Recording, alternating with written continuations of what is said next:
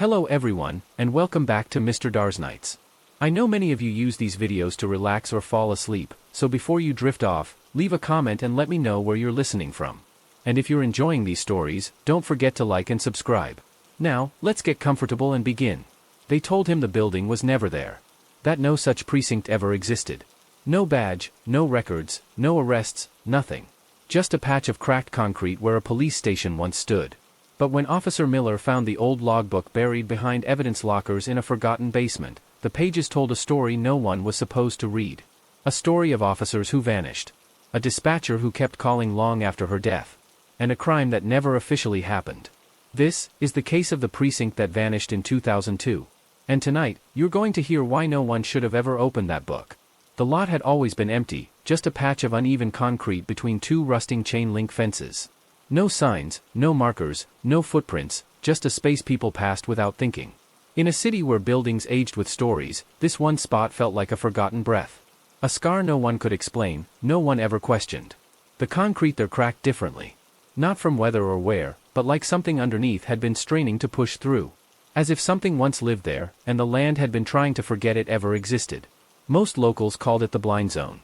GPS signals stuttered near it, cell service dipped, and radios fizzled with static when cruisers passed by. Emergency services had no official record for the lot, but everyone knew to avoid it. Dispatchers skipped the area during callouts, and if an address ever pinged near it, the call was quietly rerouted. It wasn't policy. It was fear. The older officers said nothing. They'd look away when asked about it, some changing the subject, others simply walking off. One had once laughed too hard when a rookie asked if the lot ever had a building. That officer retired early, after a quiet breakdown and a whisper that he kept hearing radios in his dreams. His badge was turned in, his locker emptied overnight, and no one ever mentioned his name again. There were rumors, of course. Stories whispered during late-night shifts or over drinks in dark corners of bars. Stories about a precinct that stood where the lot now lay. Stories that ended with silence. Some said the building had burned down. Others said it had been condemned. A few claimed it was never there to begin with. But none of the tales matched, and none of them were written down. The city archives held no records of any precinct at that address. No photos, no construction permits, no demolition files. Just a blank space in the paperwork. Like a sentence that had been erased too cleanly. But something had been there. Officer Miller hadn't thought much of it, not until that night in the evidence basement. He was looking for an old case file, nothing special, just paperwork from a decade back. The light bulbs down there flickered like they were shivering, and the dust in the air made every breath feel like swallowing ash. The shelves were lined with forgotten things, blood-stained clothes sealed in plastic, boxes of photographs no one dared to reopen, and the smell of damp rot clinging to the metal like a second skin. That's when he found the box. It wasn't marked like the others. No case number, no barcode, just a black shoebox tucked behind an old radio transmitter. When he opened it, the air turned colder, as if the room exhaled something it had held for too long. Inside was a leather-bound logbook. The leather had dried and cracked like old skin, and the pages inside were yellowed, the ink faded but still legible. Names, dates, shift times, notes scribbled in haste.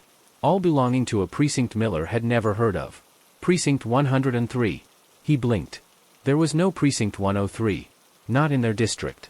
Not in the city. It didn't exist. But page after page, officers had signed in and out. Reports were logged. Arrests were noted. There were call logs, timestamps, radio dispatch entries. And the strangest part? The last entry was dated October 17, 2002. A name signed hastily, the ink smeared like it had been done in a rush. Below it, a final note scratched out in uneven pressure. Do not let them forget. He felt something shift around him, like the room had leaned in just a little closer. The logbook trembled slightly in his hands, not from wind, there was no airflow down there, but like it remembered being held. Like it had been waiting. When he closed the book, the overhead light flickered once and went out. The room didn't go fully dark, though. A soft, bluish glow pulsed faintly from the radio transmitter behind him. It hadn't worked in years. But now, it was alive. And a voice crackled through, broken and faint, like it was clawing through static just to reach him. Unit 103, officer down, anyone copy? Then silence. When the power returned, the radio was dead again. The light stayed off. And the logbook in his hands now felt heavier. He didn't report it. Not yet. But the name from that last page stuck in his mind. A name he swore he recognized from somewhere. And he was about to find out just how far the city had gone to erase what had happened to Precinct 103. And why some things should stay buried beneath cracked concrete. The file Miller needed wasn't where it should have been. That was the start of it. Just a routine retrieval, a paperwork errand assigned during a quiet night shift. Nothing exciting, nothing urgent. But the folder labeled Property Seizure, Unit 47C, wasn't in the 2009 drawer. It wasn't in the backlogs. And it wasn't in the digital system either. His supervisor told him, with a shrug, that maybe it was misfiled in the basement. And that's how he ended up in the room no one liked talking about. The evidence basement was technically accessible, but unspoken rules surrounded it. Officers rarely went down alone. The door groaned too loud. The hallway leading there was always colder than the rest of the station. And the smell, that mixture of mildew and metal, seeped into clothes, as if the room wanted to leave its scent behind. Miller didn't think much of it. He was new enough to ignore superstitions, old enough to think he'd heard them all. Until that night. He went in with a flashlight because the bulbs overhead had a tendency to flicker or die outright. The silence was thick. No humming, no echoes, just the shuffle of his own boots and the occasional pop of old pipes overhead. The shelves in the basement didn't follow any organized logic. Rows were labeled, but boxes were stacked carelessly, often scribbled over with new case numbers, or missing tags entirely. It was a graveyard of forgotten evidence, sealed away beneath layers of bureaucracy and dust. As he searched the shelves, something caught his attention. A shelf that appeared to have collapsed partially inward, creating a small dark wedge between the wooden planks and the back wall. Inside that wedge, he saw something smooth, leather, maybe. Not like the cardboard and paper that surrounded it. He reached in and pulled it free. The logbook was heavier than it looked. Bound in aged black leather, it had no title, no badge insignia, just a thick spine and pages edged in dark red. Not blood, but aged ink that had darkened over time, almost oxidized. He flipped it open without understanding why. There were no file numbers or property tags inside. Just names. Badge numbers. Watch times. Log entries. It took him a moment to realize what he was reading. Shift rotations. Patrol times. Incident notes. Complaints logged. Arrests processed. All from a precinct he didn't recognize. Precinct 103 was typed at the top of every page. The paper smelled old, musty with something sour buried deep in its fibers. The ink had bled in places, as if moisture had touched it long ago. Yet the handwriting was clear. Names repeated. Officers rotated through pages like any normal precinct. Except Precinct 103 didn't exist. He turned to the back cover to look for a property tag, but there wasn't one. The book had no official classification. He flipped through again. The dates hovered mostly around 2002. Every page marked with a time, a signature, and often a short note. At first, the notes were normal: noise complaint resolved, subject detained, routine patrol completed. But after a few pages, they shifted. Radio static during call-out, no voice, just screaming. Unit 24 reported a door where none should be. Confirmed by 2 other officers. Door gone upon return. Dispatcher said, "Come home now." No dispatcher on duty said this. Miller's eyes caught on one name, Officer Grant Levitt. The name rang a faint bell, like something he'd heard years ago, maybe in training or whispered in a hallway. The entry beside Levitt's name read, "Missing since Tuesday, patrol car found parked outside station. Keys in ignition. Logbook still open. No sign of him." He turned the page. Another officer, Jenkins, reported hearing Levitt's voice on the radio, asking to be let out of the evidence room. The entry was dated 5 days after Levitt's disappearance. Miller closed the book. He stared at the cover for a long time. Precinct 103. No such precinct was listed in the department registry. Not on the map, not in the radio channels, not in the personnel system. But the book existed. He held it in his hands. His gloves were now stained slightly from the ink on the corners. Whatever this was, it wasn't a prank. The amount of detail, the consistency in handwriting, the pacing of entries, this wasn't fabricated. Still, he tried searching for it on his work terminal upstairs. No luck. He entered the badge numbers from the logbook. Most didn't exist. A few returned inactive status with no detail. One came up as deceased, line of duty, no record of incident. That badge number belonged to Levitt. Miller went back to the basement the next night, pretending he was organizing files. The logbook had been where he left it, except now, there was a folded sheet inside that hadn't been there before. A page torn from an incident form, with an address scribbled in rushed handwriting. No precinct name. Just a note that said. They sealed it up. But the walls remember. The calls never stopped. He stared at the address. He'd passed that lot 100 times. It was where the concrete cracked like something once lived beneath it. The logbook fell open to the most heavily marked page. Its date stood alone in bold, nearly smeared ink, October 17, 2002. Unlike the others, this entry wasn't neat. The handwriting looked frantic, less uniform than the rest of the log. Pen strokes dragged and overlapped, as if whoever had written it had been trembling, or rushing. The top margin had a name hastily scribbled, Sergeant Cole Reeves, followed by his badge number and the time, 22:43. Then came the rest. It began with a routine note, third shift began with radio check. All units active. No abnormal reports.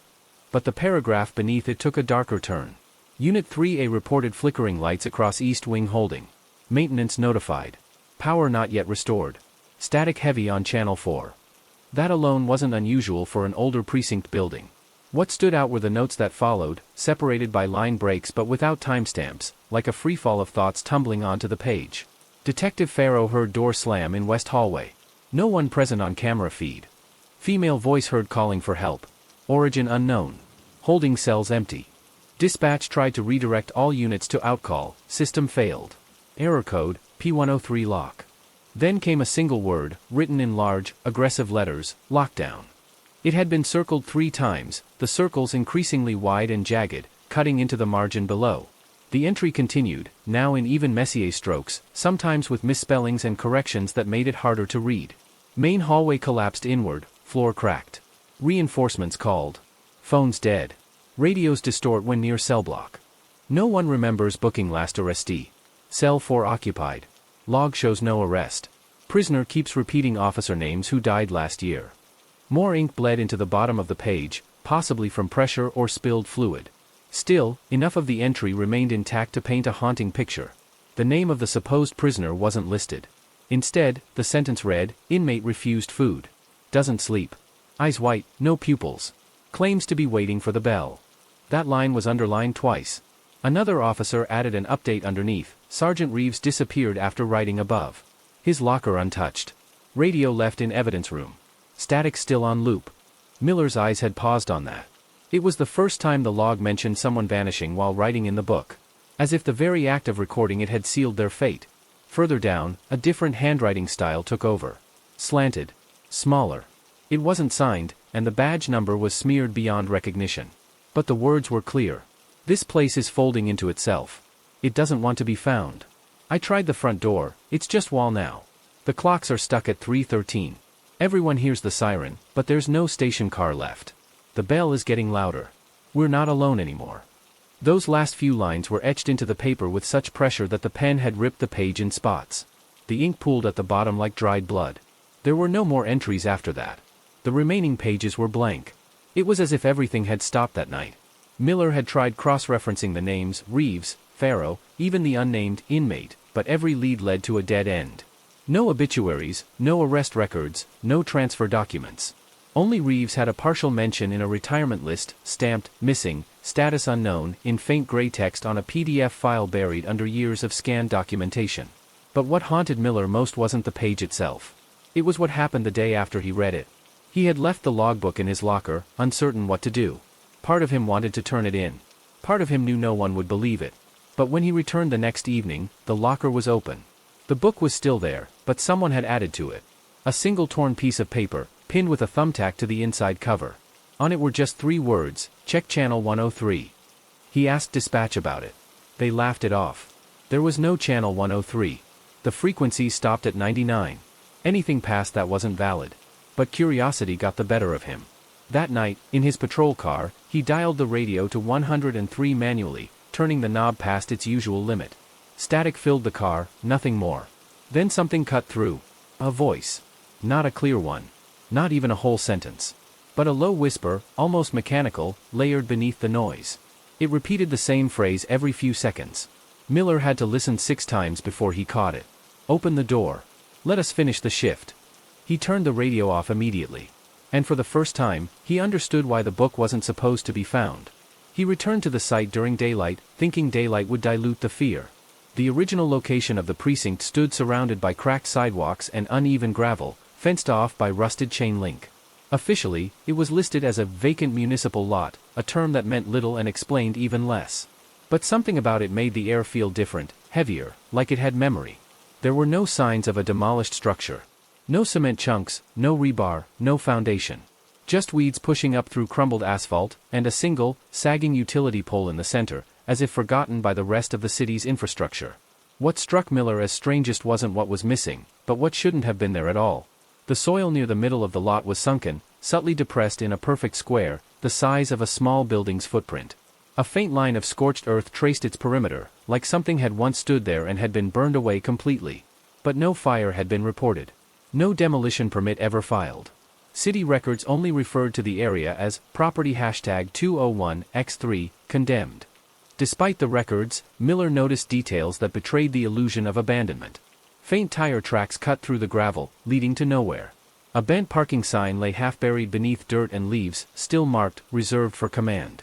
Metal, twisted at the edges, rusted but recent. Closer to the edge of the sunken center was a spot that made his breath catch. Embedded into the dirt was a piece of polished floor tile. It looked like it had once been part of a lobby, tan, speckled, standard issue in old government buildings. It didn't belong in a vacant lot. It belonged under someone's boots, at the entrance of something official. It was out of place, and yet it refused to be forgotten. The smell of dust wasn't normal either. It wasn't just earth and time, it was chemical. Faintly metallic. A trace of something preserved too long. He found himself scanning the area like it would speak. And it almost did. Not with sound, but with silence. Because that lot had no birds. No wind. No distant hum of traffic. The air felt paused, like a breath held indefinitely. He brought out the logbook again, flipping back to the page with October 17th. Tucked behind it, now folded tightly, was something new, a torn photograph. The image was aged and discolored, but the outline of a building could be seen, half obscured by glare. In front of the building, barely visible, were 3 uniformed men. One of them wore a name badge, Reeves. It was proof. Real and physical. But the reverse of the photo chilled him even more. Scrawled in the same frantic handwriting from the logbook was the message, "Lot isn't empty. You just don't see it anymore." He stared at the lot again. The sun had shifted. Shadows now fell differently. And for just a moment, the glare from the pole's glass insulator caught his eye and refracted, revealing something impossible. A faint outline, more like an impression, of a structure. As if his eyes, just for a split second, had remembered what his mind wasn't supposed to. It looked like a building made of vapor. No walls. No roof. Just the shape of a station that used to be. Transparent. Flickering like heat waves. Then it was gone. Later that night, Miller combed through archived footage from city surveillance, specifically, the camera installed across the street from where the precinct had been. He traced the file directory to the date, October 17, 2002. Nothing. The feed cut off for 12 hours. A gap labeled, signal interruption. But when he fast-forwarded to the next day, something appeared in the reflection of a shop window caught on camera. For exactly 6 frames, an image flashed, faint and ghostly. The reflection of a building no longer there. A badge glinting in the sunlight. And a shadow, elongated, unnatural, moving across the entrance. There was never a report about it. No one questioned it. The station had simply ceased to exist. Except it hadn't. People had just stopped seeing it. And now that Miller was digging, the static on channel 103 returned, louder. He no longer had to turn the dial. The station bled into every frequency. Every call he responded to ended with some kind of distortion. Every radio check came back with unfamiliar voices. And sometimes, late at night, when he was alone in the cruiser, he would hear names whispered over the comms, names he didn't recognize until he checked the old precinct roster. Each one belonged to a missing officer from 2002. The vanishing precinct wasn't gone. It had been quarantined. Sealed away inside the city's memory. Only accessible if you knew where to look. And someone, or something, wanted it to stay forgotten. But Miller had already remembered. And the ground beneath the lot was starting to breathe again. The first sighting came from an old woman named Gloria, who ran a dusty flower shop across from the vacant lot. Her name had shown up in one of the scribbled case notes Miller found tucked into the back pages of the logbook. Next to her name were just 2 words, "Saw him." He didn't know who him was until he visited her. She hadn't spoken of that day in over 2 decades, and when asked directly, her first reaction was silence, followed by a glance toward the lot through her sun-streaked window. Then, in a voice barely above a whisper, she said, "There was a man in the window. The building was gone, but he was still looking out." She described it clearly. A second-floor window that didn't exist anymore. A man wearing an officer's uniform that shimmered like oil on water. His hand pressed flat to the glass, unmoving, as if watching something just beyond sight. His face was indistinct, features blurred like an old photograph, but the eyes, she said, glowed faintly blue. Not luminous, not unnatural, just cold. Too cold. That same week, Miller found 4 more accounts buried deep in archived emergency calls. All from different people. All reporting the same thing. He's in the window again. There's a man upstairs. He hasn't moved in hours. I saw someone looking out, but there's no building. The calls had been dismissed as hallucinations, pranks, or mental health episodes. Each filed under no further action required. The timestamps on all the calls, however, matched something else. October 17th. Always the same date. Always late evening. Always between 7:13 and 7:18 p.m. The detail that disturbed him most came from a maintenance worker who had left a voicemail on an unlisted precinct line just hours before the station vanished in 2002. The man claimed something was wrong with the upstairs hallway. Light bulbs kept popping, one by one, starting at the far end and moving closer, as if a presence was traveling with the darkness. He described the sensation of being followed by someone who never made a sound. His final words on the tape: "There's a man watching me. He's in the window now. But I'm on the 2nd floor, and I'm the only one here." Miller listened to that voicemail 12 times. Each time, he could swear the background noise changed. The last 2 seconds of static began to sound like faint tapping, like fingernails against glass. The deeper he dug, the more connections formed. Every officer who had ever mentioned the window, either in passing or in notes, had gone missing or had left the force within weeks. A pattern emerged. Their badge numbers ended in 17. Every single one. And Miller's badge number? 813,217. The number now sat heavy in his mind. An invisible target painted across his life. He began to dream in static. Not nightmares, just a persistent fog of half-images and distant whispers. Always ending with a man standing behind a fogged-up window, silently watching. Always the same figure. Always faceless, but familiar. Then came the photo. Delivered in a plain envelope to the precinct mailroom. No return address. No markings. Inside was a single Polaroid, a grainy image of the old station at night. A 2nd-floor window partially illuminated. And in that window, the faint silhouette of a man in uniform. But Miller knew it couldn't be real. The building hadn't existed for 20 years. The timestamp on the Polaroid? October 17, 2024. 3 days from now. Something was building. Something old. Something unfinished. He reviewed city planning blueprints and aerial maps from before the disappearance. Every version of the layout included a staircase leading to the 2nd floor, yet no structural engineer had ever acknowledged a 2nd story in official documentation. It was as if the upper floor had existed only for those who were inside it, never for the public, never for the records. That 2nd floor had always been a liminal space. A place between functions. It housed 2 interrogation rooms and 1 empty office, an office listed under no name. No rank. Just occupied. He followed the name Reeves again, checking through military records and off-the-books files. Reeves had served in a covert role before joining the precinct. His specialty? Psychological operations. He was rumored to be part of an urban surveillance project during the late 90s, testing the effects of exposure to controlled isolation, projects that were buried when results turned violent. The idea formed slowly in Miller's mind. What if the man in the window wasn't watching the outside world, but trapped, forced to look out? What if that floor, that space, that building, wasn't erased, but locked in a loop? The loop always started with the window. And always ended with someone else seeing him. That's how it spread. Not through touch. Not through sound. But through sight. The man in the window only needed one thing to survive. Someone to look back. The old surveillance room hadn't been touched in decades. The locks were rusted shut, and the hinges groaned like old bones when pried open. Inside, dust hung in the air like mist, clinging to every monitor, file cabinet, and broken coffee mug. The equipment was ancient. CRT screens lined the far wall, each labeled with fading white tape: lobby, cell block A, interview room 2, parking lot. But one screen stood out, unmarked and powered off, even though the rest flickered with grainy static loops from long-abandoned cameras. It was channel 103. The number didn't appear in any of the old blueprints or internal documentation. No one recalled installing or wiring it. When Miller ran his fingers over the buttons, he felt a jolt, as if the machine recognized him. It powered on without prompt.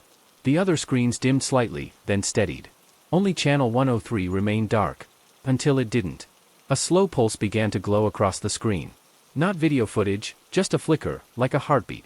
The image began to form not as a recording but as a live feed. A hallway. Dark. Endless.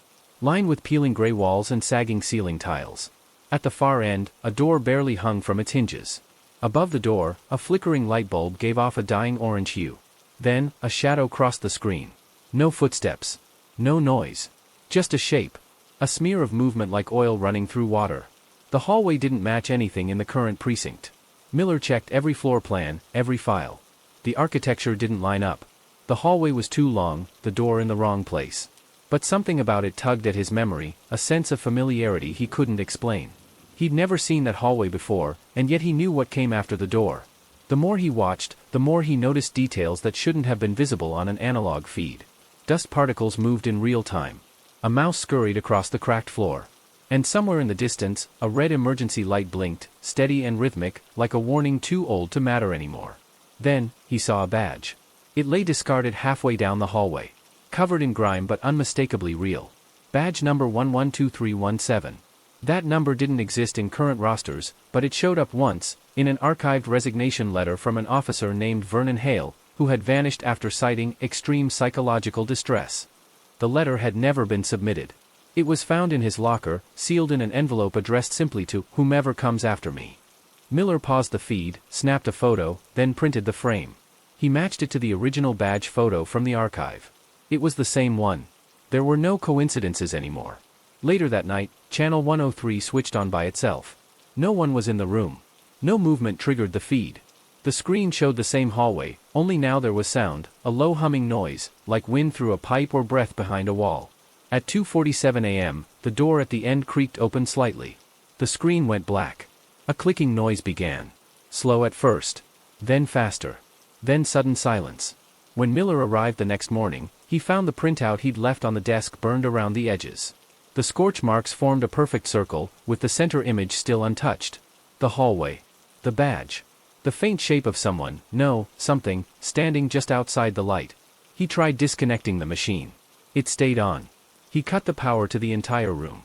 The screen kept pulsing. It wasn't receiving a signal. It was broadcasting one. Channel 103 wasn't connected to any camera in the building. It was a window, into something else. Somewhere else. A hallway that didn't belong in this world anymore. A door that led to things no one should open. Miller began to find papers scattered in odd places around the station. Not left by anyone on the force. Not in any known handwriting. The notes were always the same. He's almost through. The hallway is growing. Stop watching. He couldn't ignore the pattern. Every time someone viewed Channel 103 for more than 13 minutes, something shifted. A new hallway segment appeared. The door creaked open wider. The hum became louder. One officer, curious, reckless, watched for 23 minutes before claiming he saw someone walking toward the screen. He collapsed before finishing the sentence, blood trickling from both ears. He never woke up. Miller sealed the room. But that didn't stop it. Officers began hearing the hum through their radios at 2:47 a.m. At first, it was faint. Then it became a whisper. A phrase repeated over and over again. Open the door. You've already seen him. No one knew what it meant. But the moment someone responded, their body temperature dropped by 6 degrees. Their pupils dilated. And their badge numbers? Always ending in 17. Just like Miller. In the midst of the confusion and mounting unease, one voice echoed louder than the rest, the dispatcher's. His name was Harold Finch, a man who had worked in the precinct long before it vanished. His voice was calm, precise, the kind that cut through static and panic like a knife. But his last transmission, recorded on a dusty cassette found in the archives, was anything but calm. The tape was discovered buried in a metal box behind the precinct's old switchboard. No label. No date. Just the faint scratch of static, then Harold's voice, slow and deliberate. Unit 17, he began. You're off the grid. Something's wrong with Channel 103. Do not engage. Do not respond. Repeat, do not respond. The man in the window is watching. Miller listened to the tape again, his skin prickling. The voice wasn't just warning, it was pleading. Every word weighed down by fear, an urgency barely contained beneath the professional tone. The transmission continued, we've lost visual on the second floor. It's shifting. The hallway grows longer every hour. If you hear the hum, it means he's close. Do not look. Do not. The tape cut off abruptly, the silence deafening. What haunted Miller wasn't just what Harold said, but what came after. There was a hidden second track on the cassette, barely audible, overlaid beneath the dispatcher's warnings. A faint, desperate whisper. Help me. No name. No clear voice. Just the echo of someone trapped, screaming silently in the dark. Miller cross-referenced the transmission logs. Harold Finch's last recorded dispatch was on October 17, 2002. After that, no calls. No voice on the radio. He had vanished the same day the precinct disappeared. The more Miller dug, the clearer it became that Harold wasn't just a dispatcher, he was the last line between the world inside that precinct and the outside. Somehow, he had sensed the shift, the fracture in reality that swallowed the building and everyone inside. Other officers who spoke of Harold described him as a man obsessed with routine. He knew every call by heart, every protocol memorized. But near the end, colleagues said he started talking about the door and the man who watches. They dismissed it as stress, but Miller saw a pattern emerging. Harold was trying to stop something. Trying to warn those who might come after. But the warning came too late. Miller found a series of encrypted messages hidden in the precinct's digital logs. All addressed to Unit 17. The messages repeated phrases from the tape: "Do not engage, the hallway is growing," and "look away." One message ended with coordinates. They pointed to a forgotten part of the city, a derelict warehouse where a secret communications tower had once stood. Miller suspected it was a relay station for the precinct's old radio system, but it was abandoned for decades. His gut told him this was where the link between worlds had started. He drove there at night, the streets empty, the silence thick. The warehouse door was ajar, swinging slowly in the breeze. Inside, broken radios and twisted metal littered the floor. But in the center, a single device still hummed softly, a receiver tuned to channel 103's frequency. The screen flickered, showing the endless hallway once again. And then, the voice. Harold's voice, coming through the static. "Unit 17, do not open the door. He's waiting." A shadow moved behind the screen, stretching impossibly long, like smoke crawling through the darkness. The screen pulsed in time with the hum Miller had heard on the tape. Suddenly, the screen went black. A cold chill filled the room. Behind him, a whisper, soft but unmistakable. "Open the door." Miller spun around. Nothing but shadows. The last message on the encrypted log had warned, "Once seen, he waits for you to see again. Don't look back." But he had looked. And now, there was no going back. The figure had no name. No face anyone could clearly describe. Those who glimpsed him called him the man in the window.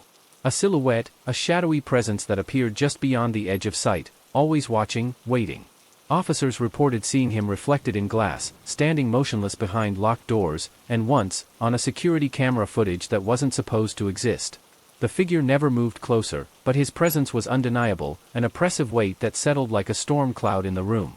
Miller pieced together stories from old records and whispered rumors. The man appeared first just days before the precinct vanished. At first, he was dismissed as a prankster or a hallucination brought on by stress. But the accounts grew more frequent, more urgent. Officers described cold spots where he lingered, electronics malfunctioning when he was near, and an unshakable feeling of dread. What made the man terrifying wasn't what he did, it was what he didn't do. He never spoke. He never blinked. He just watched. And his eyes, though always obscured in shadow, seemed to pierce through flesh and bone, digging into the soul. One veteran detective, who'd survived the precinct's disappearance, told Miller about the last time he saw the man. It was during a late-night patrol when the detective noticed the hallway seemed to stretch unnaturally long. The lights flickered, and the familiar buzz of fluorescent bulbs warped into a low, rhythmic thrum. At the end of the corridor, just beyond a cracked window, the silhouette stood perfectly still. No features, no expression. Just a dark shape outlined by the broken streetlight. The detective said he felt frozen, like time stopped. His breath caught in his throat. Then, as if the silence shattered, the figure's eyes glowed faintly red. That was the last thing the detective remembered before blacking out. When he came to, he was outside the precinct, alone. His badge was missing. The man in the window had taken it. Stories like these weren't isolated. Officers who encountered the figure experienced sudden memory loss, unexplained bruises, and feelings of being watched long after they'd left the station. Some went missing altogether, disappearing without a trace. Miller's research uncovered a chilling detail. Every reported sighting of the man coincided with moments when Channel 103 flickered to life.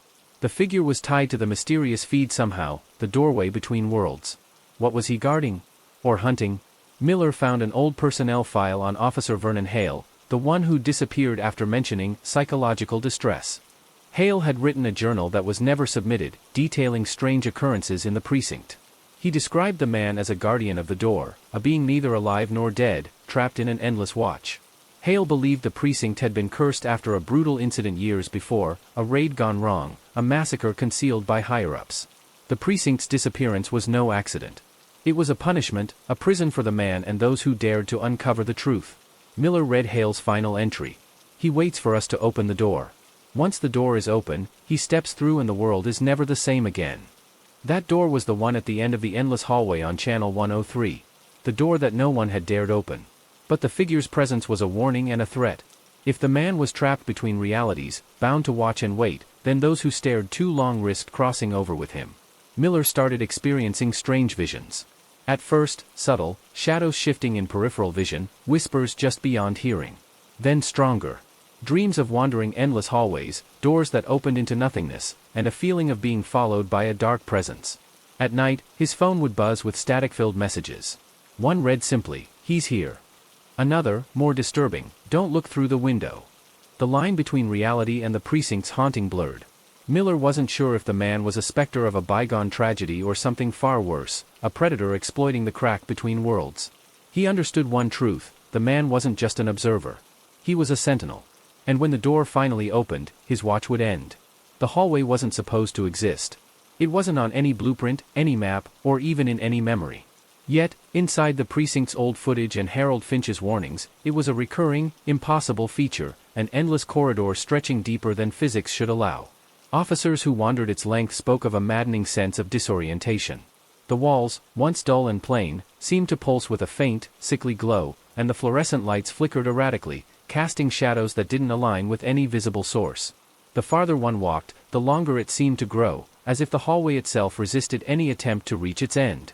Miller read through countless logs and testimonies describing officers entering the hallway, only to find themselves trapped in a limbo between reality and nightmare. Time warped, seconds stretched into hours, and footsteps echoed endlessly behind, yet no one ever caught up. Some described the walls as breathing, the paint peeling and reforming like living flesh. Others swore the air grew colder, thickening into a choking mist that blurred their vision and muddled their thoughts. More than one officer reported hearing something just out of sight, a faint, high-pitched hum that seemed to resonate from the walls themselves. Some claimed to hear whispers, fragmented voices calling names, cries for help, or warnings never fully understood. The hallway was a labyrinth designed to ensnare. Miller discovered that the endless hallway wasn't just a physical anomaly. It was a metaphorical threshold, the boundary between the precinct's reality and the shadow world lurking beneath. A place where time, space, and sanity unraveled. Officers who entered often never returned, or if they did, they came back changed. Hollow-eyed, silent, forever haunted by what they saw. One report detailed a rookie cop named Jenna who had chased a suspect into the hallway, only to disappear for nearly 3 days. When she finally stumbled out, her uniform torn and eyes wild, she refused to speak about what happened. All she could say was that the hallway had shown her things that shouldn't exist. Miller found that Jenna's disappearance coincided with increased activity on Channel 103. The radio feed, once static, now transmitted the faint sounds of the hallway, distant footsteps, indistinct voices, the low hum from the walls. This wasn't just a hallway. It was a trap, a place between worlds designed to claim the unwary. Miller also uncovered old blueprints with strange annotations, hand-drawn symbols in the margins, cryptic notes in fading ink. One note stood out: the corridor grows with the fear of those who enter. It feeds on their dread. Fear was the key. The more terrified an officer became, the longer the hallway stretched, the darker it grew, and the louder the whispers became. Fear wasn't just an emotion here, it was a fuel that powered the corridor's endless expanse. Miller began to wonder, was the man in the window a guardian, or a predator? Was the endless hallway a prison or a hunting ground? The precinct had become a labyrinth of nightmares, its walls alive with unseen terror, each footstep carrying those inside closer to madness. One of the most disturbing reports came from an officer who had recorded his experience on a handheld voice recorder before disappearing. His voice was shaky, breathless. "I walk down the hallway, it never ends. The walls, they whisper my name. I see shadows moving in the mist. I can't turn back, but I can't move forward either. It's like the hallway is alive. I feel watched. I hear footsteps behind me but no one's there. The light flickers, and then I saw him. The man. His eyes burn like red coals. I don't think I'll ever leave this place." The recording stopped abruptly. No trace of the officer was ever found. Miller realized the precinct's disappearance wasn't a single event, it was a process. The precinct wasn't just missing from the physical world, it had been consumed by this endless hallway, a place where time ceased and horror thrived. And the hallway wasn't done growing. The logbook was old, its leather cover cracked and worn, pages yellowed with age, and ink faded in places where it had been touched most. Miller could tell it had been hidden away for decades, deliberately kept out of sight. Yet inside those pages lay the key to the precinct's disappearance. Every entry was meticulous, listing officers' names, shift changes, incidents, and strange occurrences. But what made this logbook different from any other was the presence of cryptic notes in the margins, symbols, sketches, and shorthand scribbles that suggested a story beneath the official reports. The first few pages were routine, reports of petty crimes, minor disputes, routine patrols. Then the entries shifted. Reports of officers experiencing unexplainable phenomena began appearing. Lights flickering in empty rooms, strange sounds echoing through the halls, unexplained cold spots that left frost on the walls in the dead of summer. One entry stood out. An officer had written about a figure in the window who watched silently, never speaking but always present. The note described a deep sense of dread that made the hair on the back of his neck stand up. Miller turned to the later entries. Here, the tone changed dramatically. Reports became fragmented, chaotic. Officers complained of losing time, hearing whispers that weren't there, and feeling like they were being followed by something unseen. There were mentions of an endless hallway that appeared suddenly in the precinct, a corridor that seemed to stretch forever, trapping anyone who entered inside a waking nightmare. The most disturbing parts were the last entries, written in a hurried, almost illegible scrawl. They described the precinct as a living entity, a place that consumed fear and despair, feeding off the officers' terror. The logbook hinted at a hidden door somewhere inside the precinct, a doorway to another realm, where the laws of reality no longer applied. According to the notes, this door was the source of the precinct's curse. Miller's fingers traced a symbol drawn repeatedly next to the last few entries, a circle crossed by a jagged line, like a fractured clock face. The symbol seemed to signify a fracture in time itself. The final entry was a desperate plea, written by an officer named Vernon Hale. He warned anyone who found the logbook to stay away, to forget what they had seen, and never to open the door. Once the door is opened, Hale wrote, there is no turning back. The precinct will vanish, swallowed by shadows, and those who enter will be lost forever. Miller's heart pounded. The logbook was more than just a record. It was a warning, a testament to the horrors hidden within the precinct's walls. But there was more.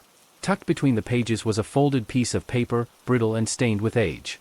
It was a hand-drawn map, marking the precinct layout with one room circled in red, the location of the hidden door. The room was near the end of the endless hallway. Miller's mind raced. If the door was real, then it could explain everything. The missing officers, the strange phenomena, the disappearance of the precinct itself. He also realized that no one had ever tried to enter the door and document what lay beyond. Those who'd encountered the endless hallway never returned or came back changed, terrified to speak of what they'd seen. The logbook was a piece of a puzzle that, if solved, could unlock the mystery of the vanished precinct. But it also raised a terrifying question. What waited behind the door? Miller knew he was close to the truth, but that truth came with a price. The hidden door had been whispered about in fragments for decades but never confirmed until Miller found the map tucked inside the logbook. It was marked clearly, a small room at the far end of the endless hallway, labeled simply as Chamber X in faded ink. The door itself was said to be disguised, blending into the surrounding walls, impossible to detect unless one knew exactly where to look. The existence of this door suggested that the precinct was more than just a building. It was a threshold, a gateway between dimensions, a place where reality thinned and shadows deepened. According to the old notes, Chamber X wasn't just any room. It was the source of the precinct's disappearance, a portal to something beyond human understanding, something that devoured everything in its path. Miller studied the descriptions carefully. The door was made of heavy iron, covered in strange runes and symbols etched deep into the metal. These markings were believed to hold it shut, a fragile barrier between the known world and the unknown horrors beyond. No one was sure who had built the door or when, but it was clear it was meant to keep something locked inside. As Miller pieced together the fragmented accounts, a chilling pattern emerged. Officers who approached the hidden door reported a crushing sense of dread, a cold so intense it numbed their limbs and froze their breath. Many spoke of an oppressive silence, as if the air itself was sucked dry of sound and life. The door wasn't just a physical barrier, it was a psychological one. It preyed on the fears of anyone who drew near, amplifying their worst nightmares until they were overwhelmed. Some records described attempts to open it, futile efforts to break the seal or force the door open. Each attempt was met with failure, often followed by strange disappearances or madness among those involved. Miller also discovered references to a watcher, an entity bound to the door, guarding whatever lay beyond. This watcher was described as formless, sometimes glimpsed as a shadow moving just out of sight, other times heard as a low growl or whispered warning. The watcher's presence seemed to escalate as the precinct's disappearance grew nearer, becoming more aggressive and malevolent. What terrified Miller most was the implication that the precinct itself was connected to the door, that the building wasn't just a place, but a living entity linked to the portal. The endless hallway was the pathway to Chamber X, and the precinct's strange behavior, its disappearance from records, the lost officers, the warped sense of time, all stemmed from the door's influence. The logbook entries suggested a final event, the door opening and the precinct vanishing, swallowed by whatever lay beyond. The officers who vanished were taken into that darkness, trapped in a dimension where time had no meaning and escape was impossible. Miller realized that the precinct wasn't lost to history by accident. It was consumed, erased by the very thing the hidden door kept locked away. The question remained, what was behind that door? Old reports spoke of a void, a realm of endless shadows and whispers, where reality twisted and nothing was as it seemed. It was a place where fear itself became a tangible force, manifesting as creatures and nightmares. Some believed it was a prison, containing an ancient evil too terrible for the world to face. Others thought it was a gateway, a passage to an alternate dimension where the laws of nature unraveled. Whatever it was alive, hungry, and waiting. Miller's discovery of the hidden door put him on a collision course with this unknown. The warnings in the logbook echoed in his mind. Opening the door meant unleashing something that could destroy everything. But it also meant answers. The precinct's disappearance had haunted the city for decades. Families of the missing officers had received no closure, no explanation.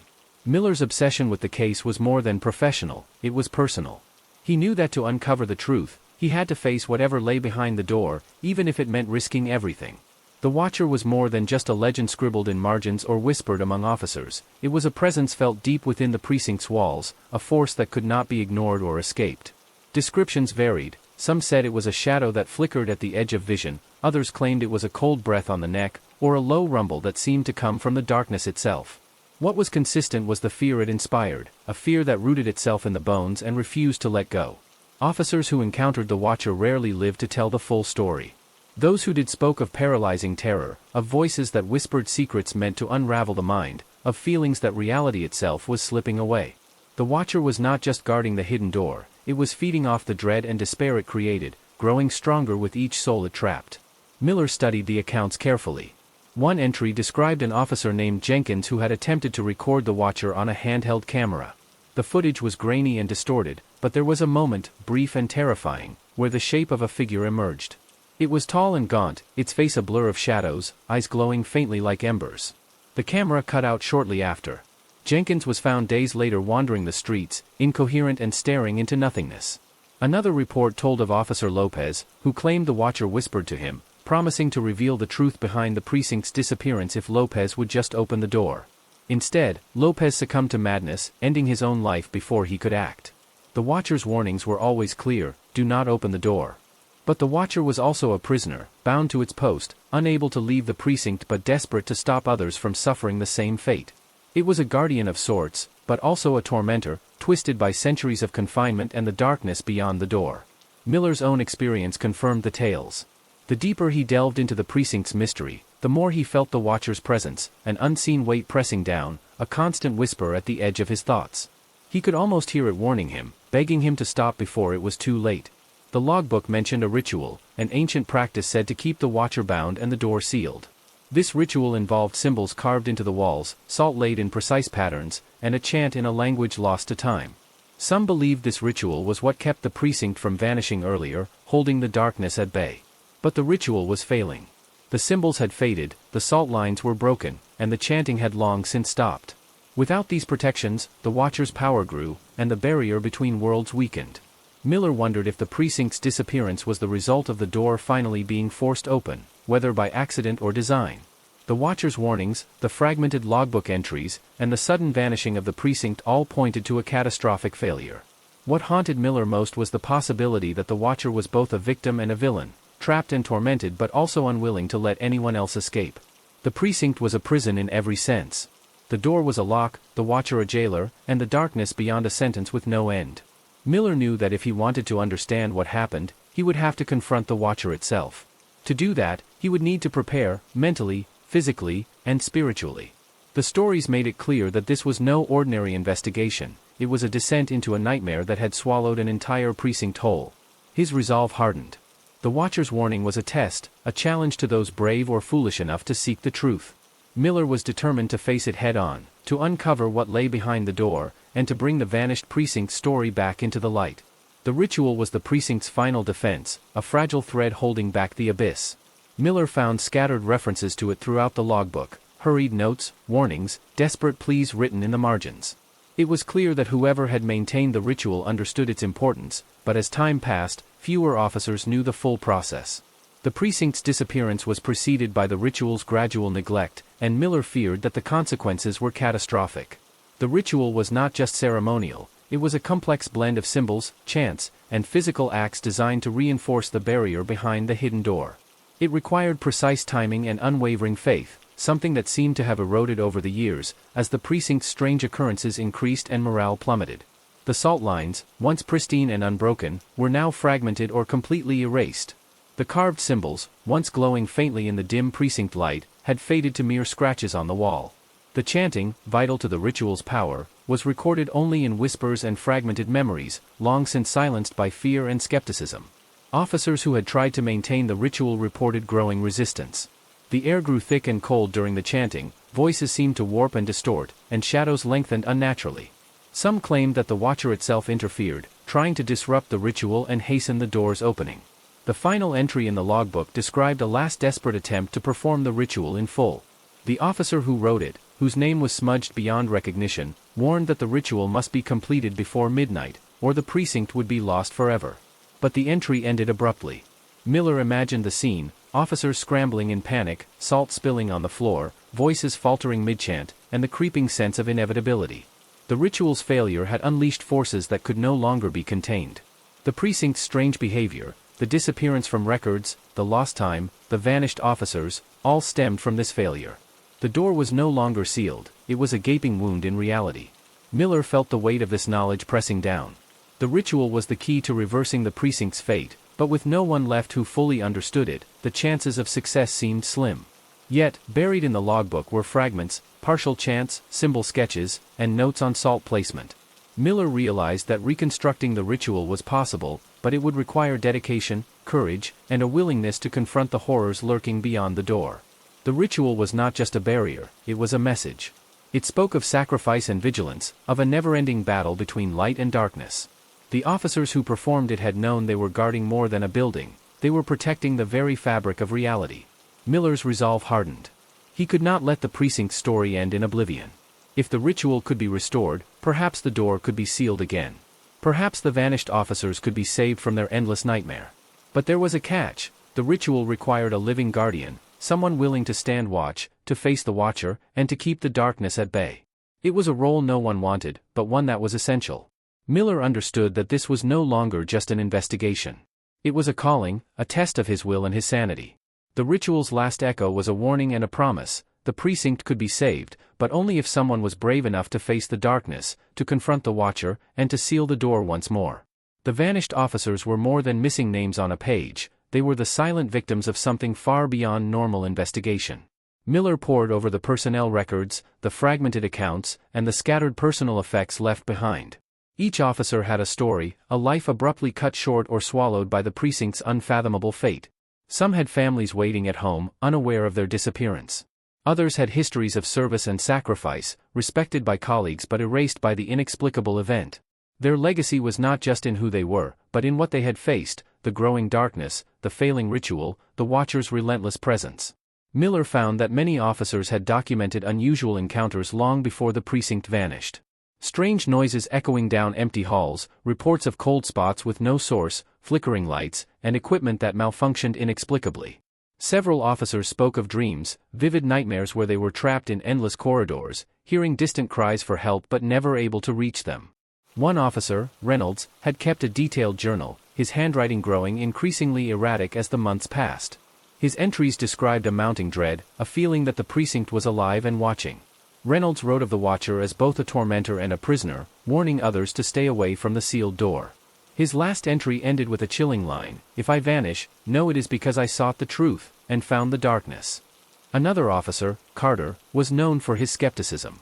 He dismissed the early reports as stress and superstition until he experienced something he could not explain: the sudden disappearance of a fellow officer during a routine patrol. Carter's notes revealed a growing fear that the precinct itself was unraveling, that reality was bending and breaking within its walls. The officers' stories were threads in a tapestry of terror and confusion. Each thread led to the same conclusion: the precinct was a prison for something ancient and malevolent, and the officers had been caught in its grip. Miller realized that these men were not just victims, they were guardians in their own right. They had fought a losing battle, maintaining the ritual as best they could, trying to keep the darkness contained. Their sacrifices had delayed the inevitable, but at a great cost. This legacy weighed heavily on Miller. He was stepping into their shoes, inheriting their burden. The vanished officers were a warning and a guide, their experiences a map through the precinct's nightmare. He wondered what had become of their souls.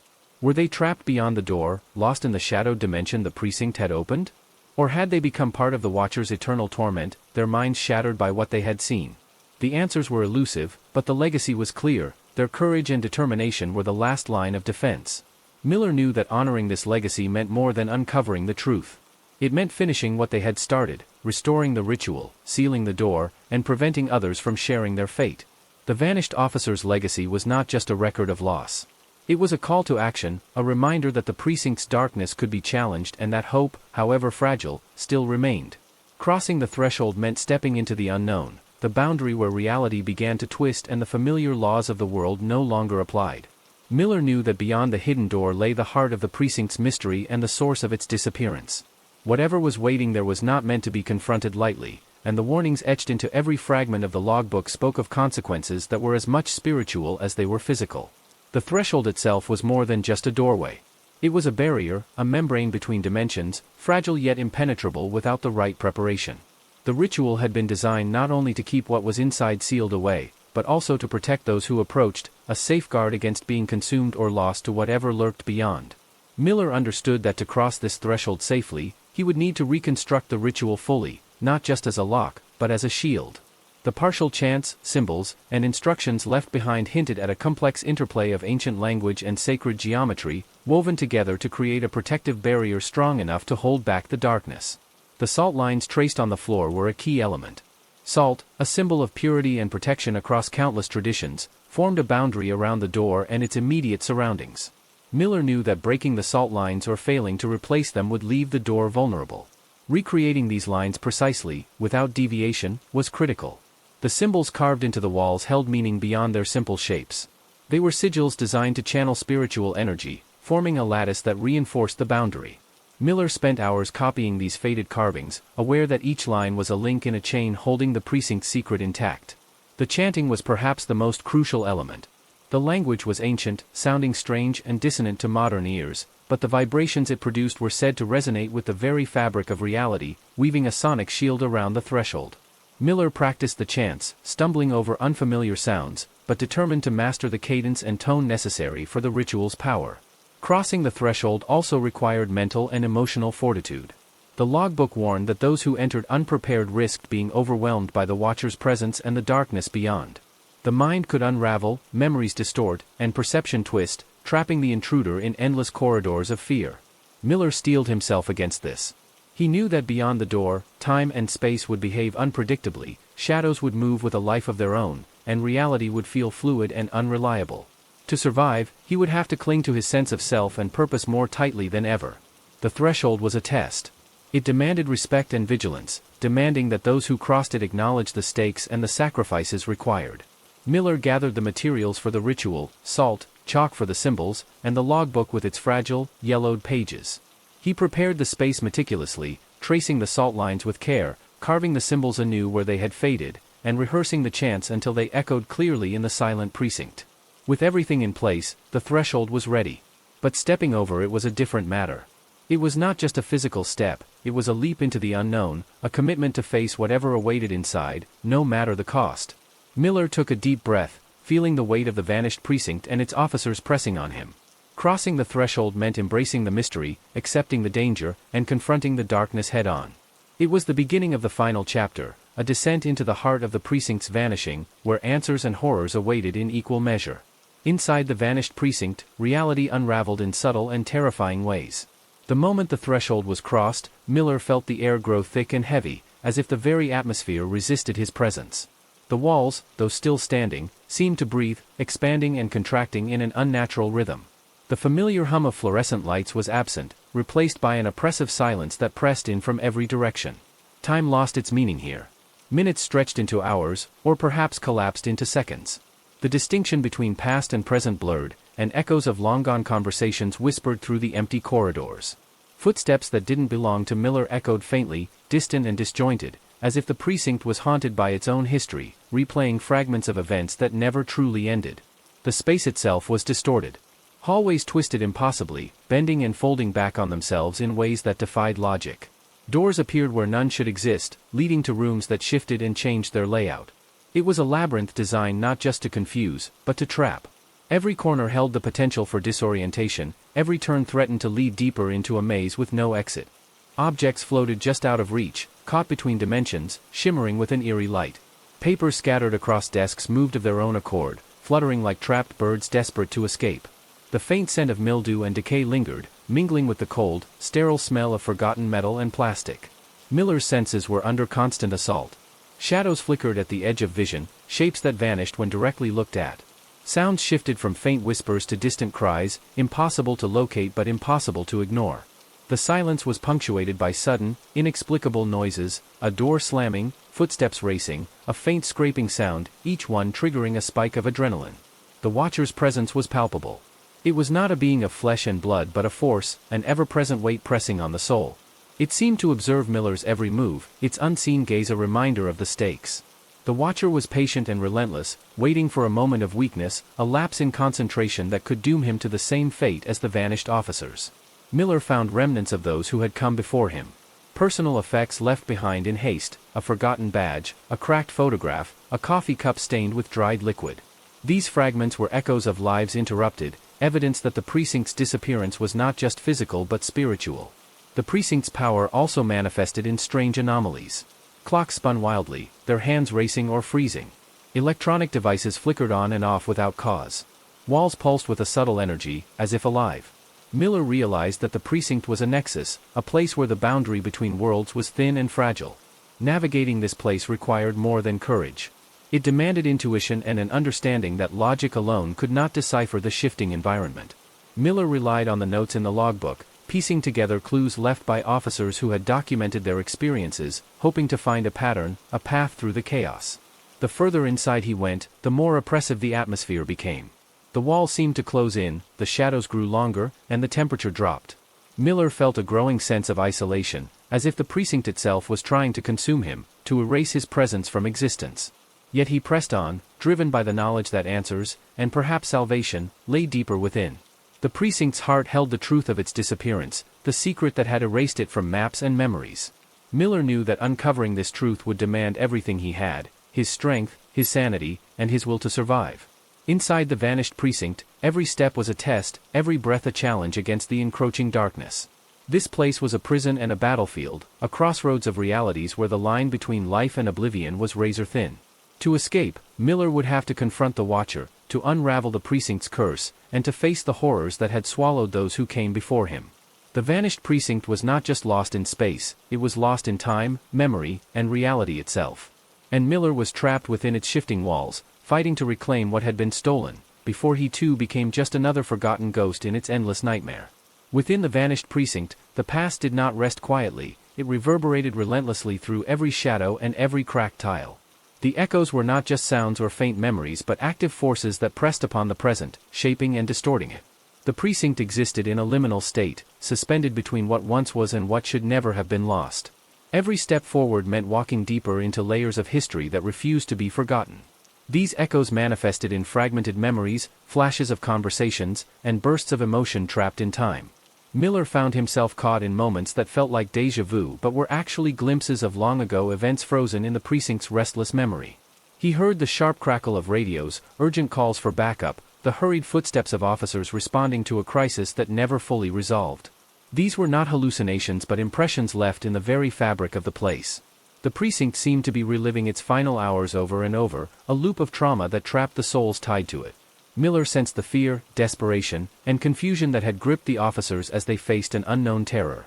Their stories were embedded in the walls, whispered in the silence, written in blood and tears that no one else could see. Documents scattered throughout the precinct offered cryptic clues. Reports stopped abruptly, notes left incomplete, and codes jotted down in haste. It was as if the officers had tried to fight against whatever was consuming their home, leaving behind fragmented records of their battle. Miller pored over these scraps, piecing together a narrative of escalating dread and mounting chaos. Names began to emerge from the shadows, officers who had vanished without trace, each with a story that ended abruptly. Their last entries spoke of strange noises, unexplained disappearances, and a growing sense of being watched. Some mentioned a presence, something intangible but malevolent, that seemed to seep into the very walls. The precinct was not merely a building but a vessel of trauma, a container for the pain and fear of those trapped within its vanishing. It was a place where past tragedies refused to be silenced, replaying in an endless cycle. The echoes were warnings and cries for help, urging Miller to understand what had happened and why. These echoes also carried secrets, hints of a hidden truth buried beneath layers of official silence and denial. The precinct's disappearance had been covered up, erased from public record, and dismissed as an anomaly. But the voices from the past demanded acknowledgement. They spoke of a darkness that could not be ignored, a corruption that had infected the precinct from within. Miller realized that the precinct's vanishing was not an accident but a consequence of something far deeper and more sinister. The echoes suggested that the officers had stumbled upon a force beyond their understanding, something that had claimed their reality and consumed their existence. The precinct was a wound in space and time, a scar left by an event that had ripped through dimensions. As Miller delved further into these echoes, he felt a growing connection to the lost officers. Their fear became his own, their determination a mirror of his resolve. He was no longer an outsider but part of the precinct's ongoing story, bound by the same fate that had claimed so many before him. The echoes also tested his mind. The constant barrage of memories and emotions threatened to overwhelm his senses, blurring the line between past and present, reality and nightmare. Miller struggled to maintain his grip on sanity, knowing that succumbing to the echoes meant becoming lost in the precinct's endless loop. Yet, within the chaos, there was clarity. The echoes contained the keys to understanding the precinct's disappearance, clues hidden in voices long silenced, patterns in fractured memories, and truths buried beneath layers of fear. Miller's task was to listen carefully, to piece together the fragments before the precinct's vanishing became his own. The precinct was a living archive of loss, a monument to those who had vanished without a trace. Its echoes were both a curse and a guide, a haunting reminder of what had been lost and a fragile thread leading toward redemption. Miller moved cautiously, attuned to the whispers of the past, ready to confront whatever lay at the heart of the precinct's mystery. The echoes were his only companions in the darkness, their voices a fragile lifeline to the truth he sought. In this place where time looped and reality bent, the past was not dead. It was alive, and it was waiting. The presence known only as the Watcher lingered just beyond perception, a silent sentinel whose gaze penetrated the precinct's shifting walls. It was not visible in any traditional sense, yet its awareness was undeniable, a weight in the air, a chill that crawled beneath the skin, a sensation of being watched from all directions at once. The Watcher's existence defied explanation. It was both everywhere and nowhere, bound to the precinct yet untethered by physical form. The officers who vanished spoke of this presence in hushed tones, their descriptions fragmented and inconsistent but always filled with dread. The Watcher was a force of judgment and despair, an entity that recorded every misstep, every fear, every secret. It did not intervene overtly but influenced events subtly, twisting reality to trap those who dared to uncover the precinct's hidden horrors. Miller felt the Watcher's eyes on him as he moved deeper inside. It was an oppressive feeling, as if unseen hands pressed against his mind, probing for weaknesses, searching for vulnerabilities. The Watcher seemed to feed on fear, growing stronger with every heartbeat quickened by terror. It was patient, infinitely patient, waiting for a moment when Miller might falter, when doubt or despair might open the door to oblivion. Attempts to communicate with the Watcher had failed. The entity was indifferent to negotiation or pleas. It was a guardian of secrets, enforcing a silence enforced by fear and disappearance. Those who confronted it directly reported overwhelming sensations of cold and hopelessness, a sensation that crushed the spirit and numbed the senses. The Watcher did not speak in words but in feelings, a profound isolation, an unrelenting sorrow. Miller understood that the Watcher's purpose was intertwined with the precinct's vanishing. It was both protector and executioner, ensuring that the truth remained buried while punishing those who sought to unveil it. The Watcher was the reason the precinct slipped from maps and memories, a force that erased not just physical evidence but the very idea of the precinct's existence. Despite this, Miller refused to be cowed. The presence of the Watcher was a challenge, a test of his resolve and sanity. To survive, he would have to stare into this darkness without blinking, to resist the pull of despair that had claimed the others. It was not enough to understand the Watcher, he had to confront it, to find a way past the invisible barrier it created. The precinct itself seemed shaped by the Watcher's will.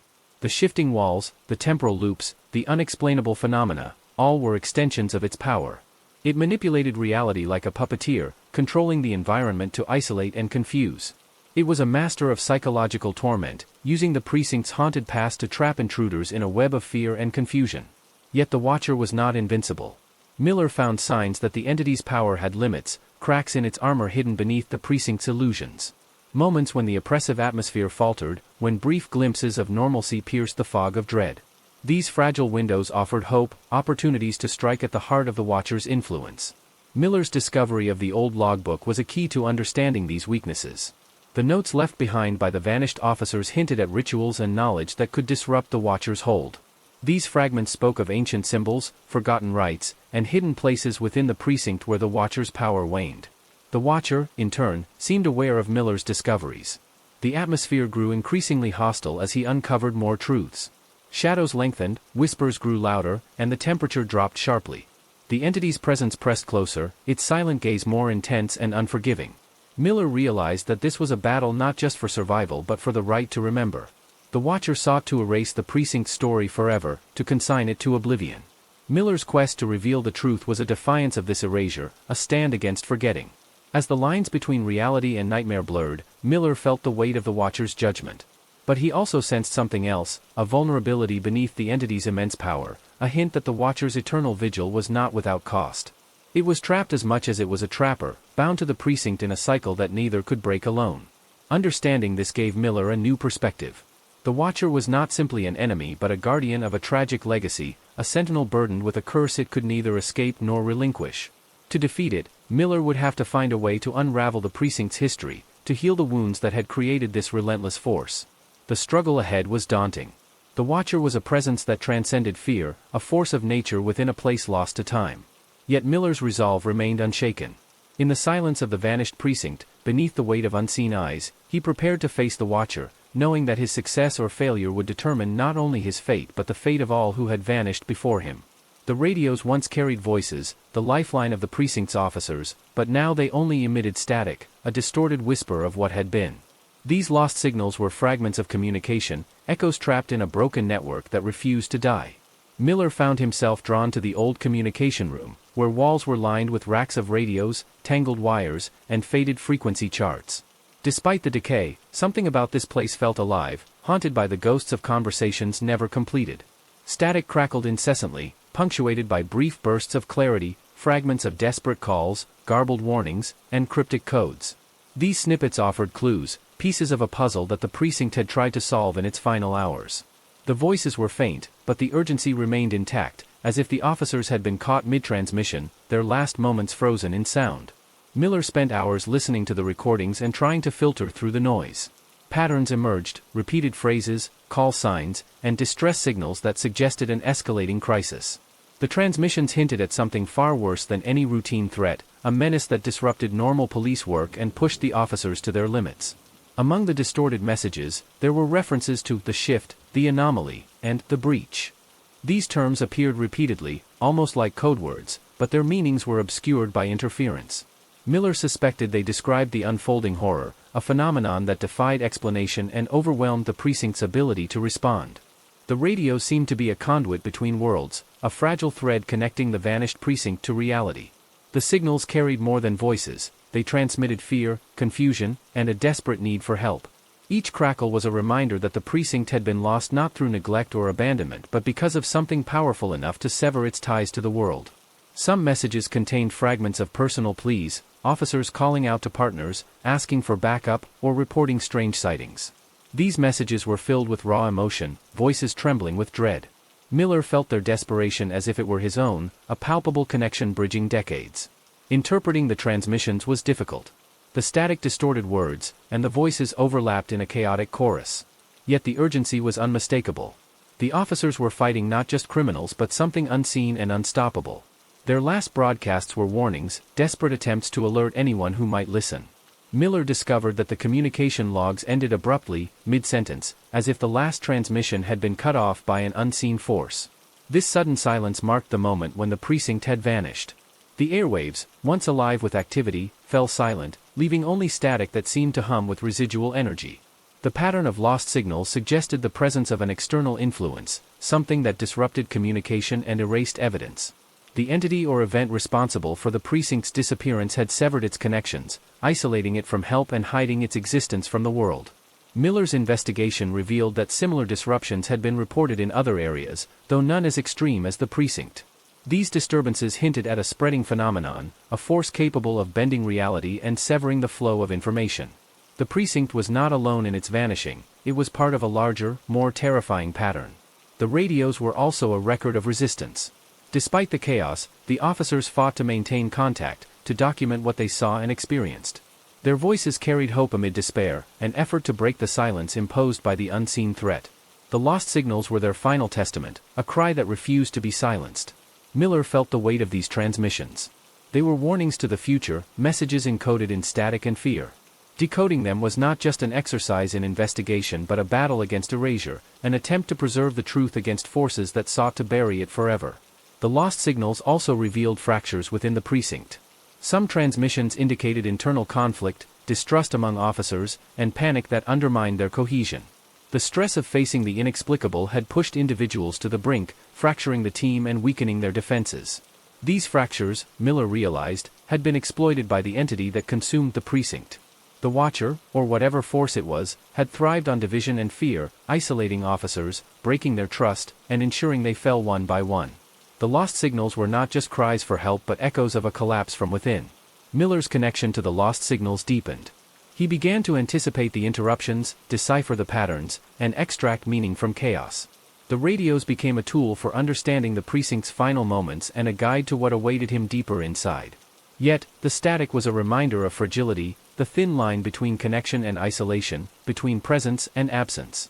Each lost signal was a fragment of life cut short, a story never finished.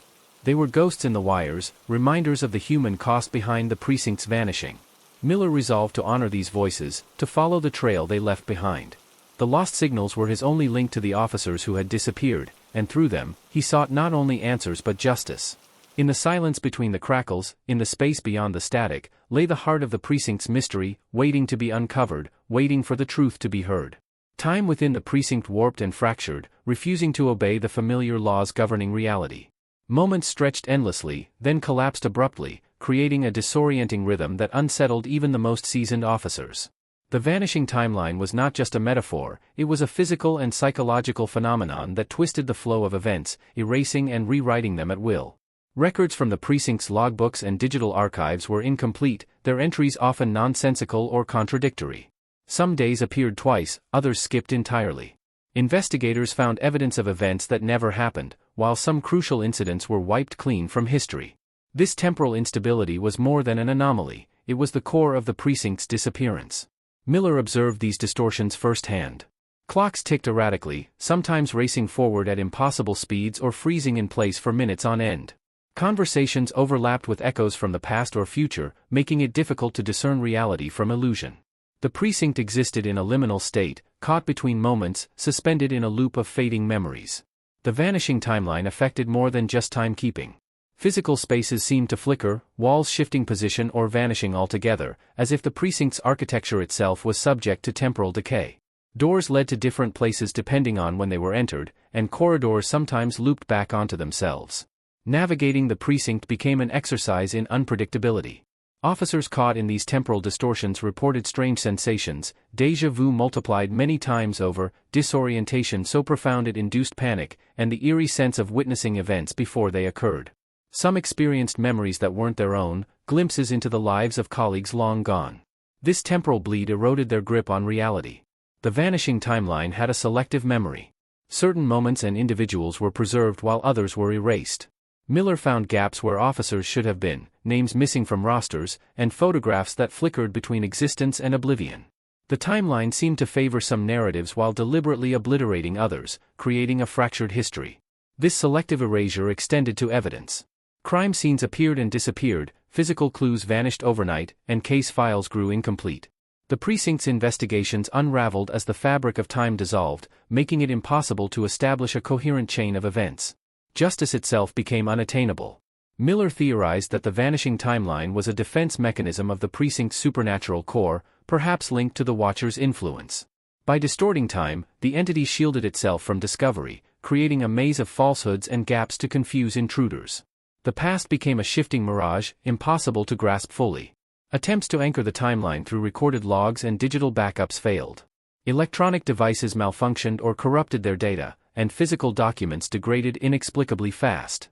Even memory was unreliable, officers recalled events differently, and some memories vanished altogether. The vanishing timeline was erasing not just records but perception itself. The temporal instability heightened the precinct's atmosphere of dread. Time's unreliability created constant unease, as the familiar became alien and safe moments transformed into threats. Officers lived in fear of disappearing without warning, slipping through cracks in time to a place unknown. Miller noticed moments when the timeline momentarily stabilized, brief windows where time flowed normally and reality solidified. These glimpses offered precious clarity, allowing him to piece together fragments of the precinct's history. But such moments were fleeting and often ended with a jarring reset, plunging him back into chaos. The vanishing timeline also affected Miller's sense of self. He struggled to maintain continuity in his own memories and identity, feeling at times like a stranger in his own mind. The boundaries between past, present, and future blurred, threatening to dissolve his existence. Despite the disorienting effects, Miller pressed on. The vanishing timeline was both an obstacle and a clue. Its disruptions pointed to the heart of the precinct's mystery. Understanding how time unraveled might unlock the secret of the precinct's disappearance and reveal a way to restore order. Miller began to search for anchors within the timeline, fixed points resistant to erasure. He discovered landmarks in the precinct's history that seemed immune to distortion, preserved by rituals or forgotten forces. These anchors could serve as beacons to navigate the temporal chaos. He also found hints that the vanishing timeline was not irreversible. Notes left by missing officers suggested methods to stabilize time, involving ancient symbols, incantations, or technology modified to resist the precinct's supernatural influence. These fragments offered hope that the precinct's reality could be reclaimed. Yet, time was a ruthless adversary. Each attempt to fix the timeline risked triggering more severe distortions, accelerating the precinct's decay. The longer Miller stayed, the more fragile his own existence became, threatened by the relentless erosion of time's fabric. The vanishing timeline was a paradox, a prison and a key. It trapped those within a collapsing loop while holding the clues necessary to escape. To break free, Miller had to confront the fluidity of time itself, to challenge the forces rewriting history, and to anchor his reality amid the shifting sands. As the precinct faded further from the grasp of the present, Miller understood that time was the ultimate battleground. The fate of the precinct, and those who had vanished with it, depended on reclaiming the vanishing moments before they disappeared forever. The moment Miller stumbled upon the first surviving piece of evidence that seemed untouched by the precinct's vanishing timeline, a glimmer of hope sparked within him. It was a small, almost inconspicuous notebook, hidden beneath a loose floorboard in what once had been the break room. Its pages, surprisingly intact, were filled with entries from Officer Daniels, one of the few who had worked there just before the precinct's disappearance. The notebook chronicled strange occurrences that had escalated in the weeks leading up to 2002, offering a rare glimpse into what had transpired. Daniels described unusual disturbances, officers reporting unexplained noises, shadows moving against the walls, and intermittent blackouts that left entire rooms plunged into darkness. Most alarming was the growing sense of being watched by an unseen presence, a feeling that gnawed at their sanity. Daniels speculated that the precinct had become a focal point for something malevolent, something that twisted time and space itself. The notebook also referenced a secret group within the precinct, an informal task force dubbed the Watchers. This group had attempted to investigate the phenomena covertly, documenting anomalies and experimenting with ways to contain or reverse the effects. Their notes hinted at rituals involving symbols drawn in chalk, strange incantations, and attempts to harness electromagnetic fields in an effort to stabilize the precinct's reality. Miller's heart raced as he realized this was the first concrete lead that linked the supernatural disturbances to tangible actions taken by those who had lived through the terror. The Watchers' experiments might hold the key to understanding not only the precinct's fate but also a possible way to restore it. However, the notebook was fragmented. Many pages were missing or smeared beyond legibility, possibly the result of deliberate sabotage or the precinct's unstable time distortions. Miller suspected that someone, or something, had tried to erase the truth. The gaps in the record felt deliberate, like pieces of a puzzle kept out of reach. Driven by this discovery, Miller searched for other artifacts left behind by the Watchers. In a concealed drawer of a dilapidated filing cabinet, he found a battered tape recorder. The batteries were dead, but with some effort, he managed to replace them and play the tapes inside. The recordings were disjointed and filled with static, but snippets of frantic voices, whispered warnings, and cryptic messages emerged. One tape featured Daniels himself, describing a breakthrough just days before the precinct vanished from existence. He spoke of a ritual plan to reset the timeline, to close the rift that had torn through reality. Yet, he sounded weary, afraid that the ritual might come too late or have unforeseen consequences. The recording ended abruptly, cut off mid-sentence. Miller's pulse quickened with the possibility that the ritual might still be performed, or could be attempted now. But with no precise instructions or guarantees, it was a perilous gamble. He also uncovered maps of the precinct marked with symbols and annotations. Certain rooms were circled repeatedly, labeled as hot zones, where temporal anomalies were strongest. These areas were linked by a web of ley lines, mysterious energy currents often referenced in occult lore. The maps suggested that the precinct's layout itself was a nexus of supernatural power, the source of the time distortions. This understanding reshaped Miller's approach. The precinct was not just a building but a complex intersection of forces beyond human comprehension. Navigating it required more than standard police tactics. It demanded an understanding of ancient symbols, occult science, and the fragility of reality. Despite the risks, Miller resolved to retrace the steps of the Watchers, attempting to piece together their rituals and uncover the core of the precinct's temporal instability. He knew it would mean confronting the unknown and possibly sacrificing his own grip on reality.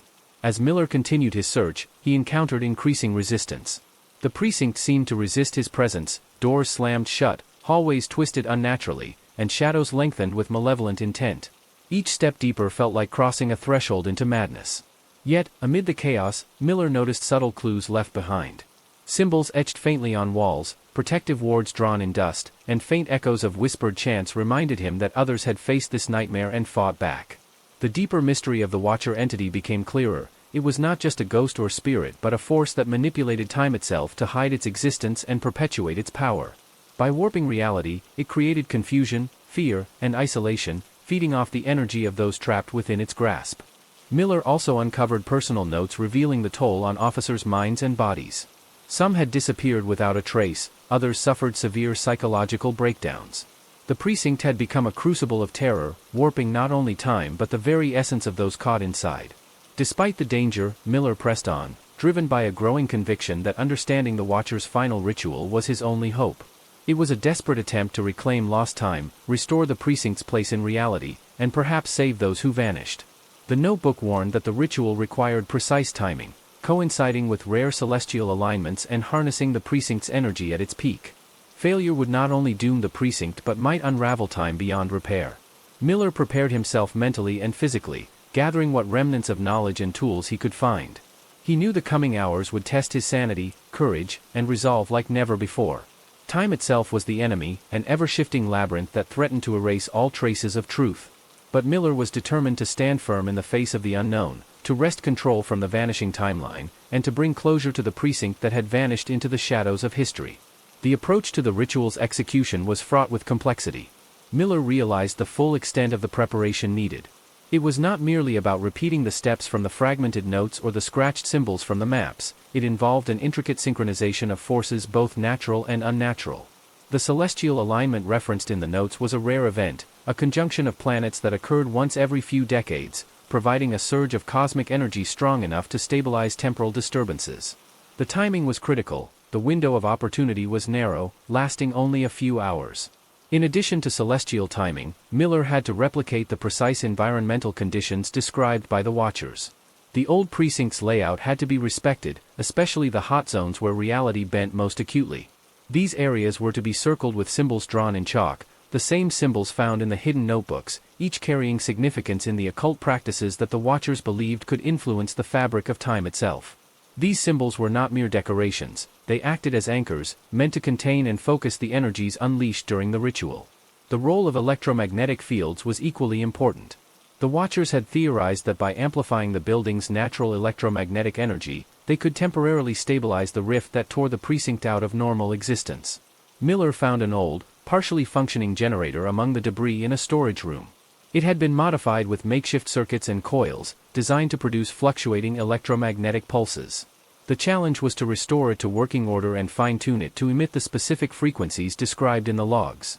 Miller spent hours rewiring and adjusting the device, his hands steady despite the oppressive atmosphere pressing down on him.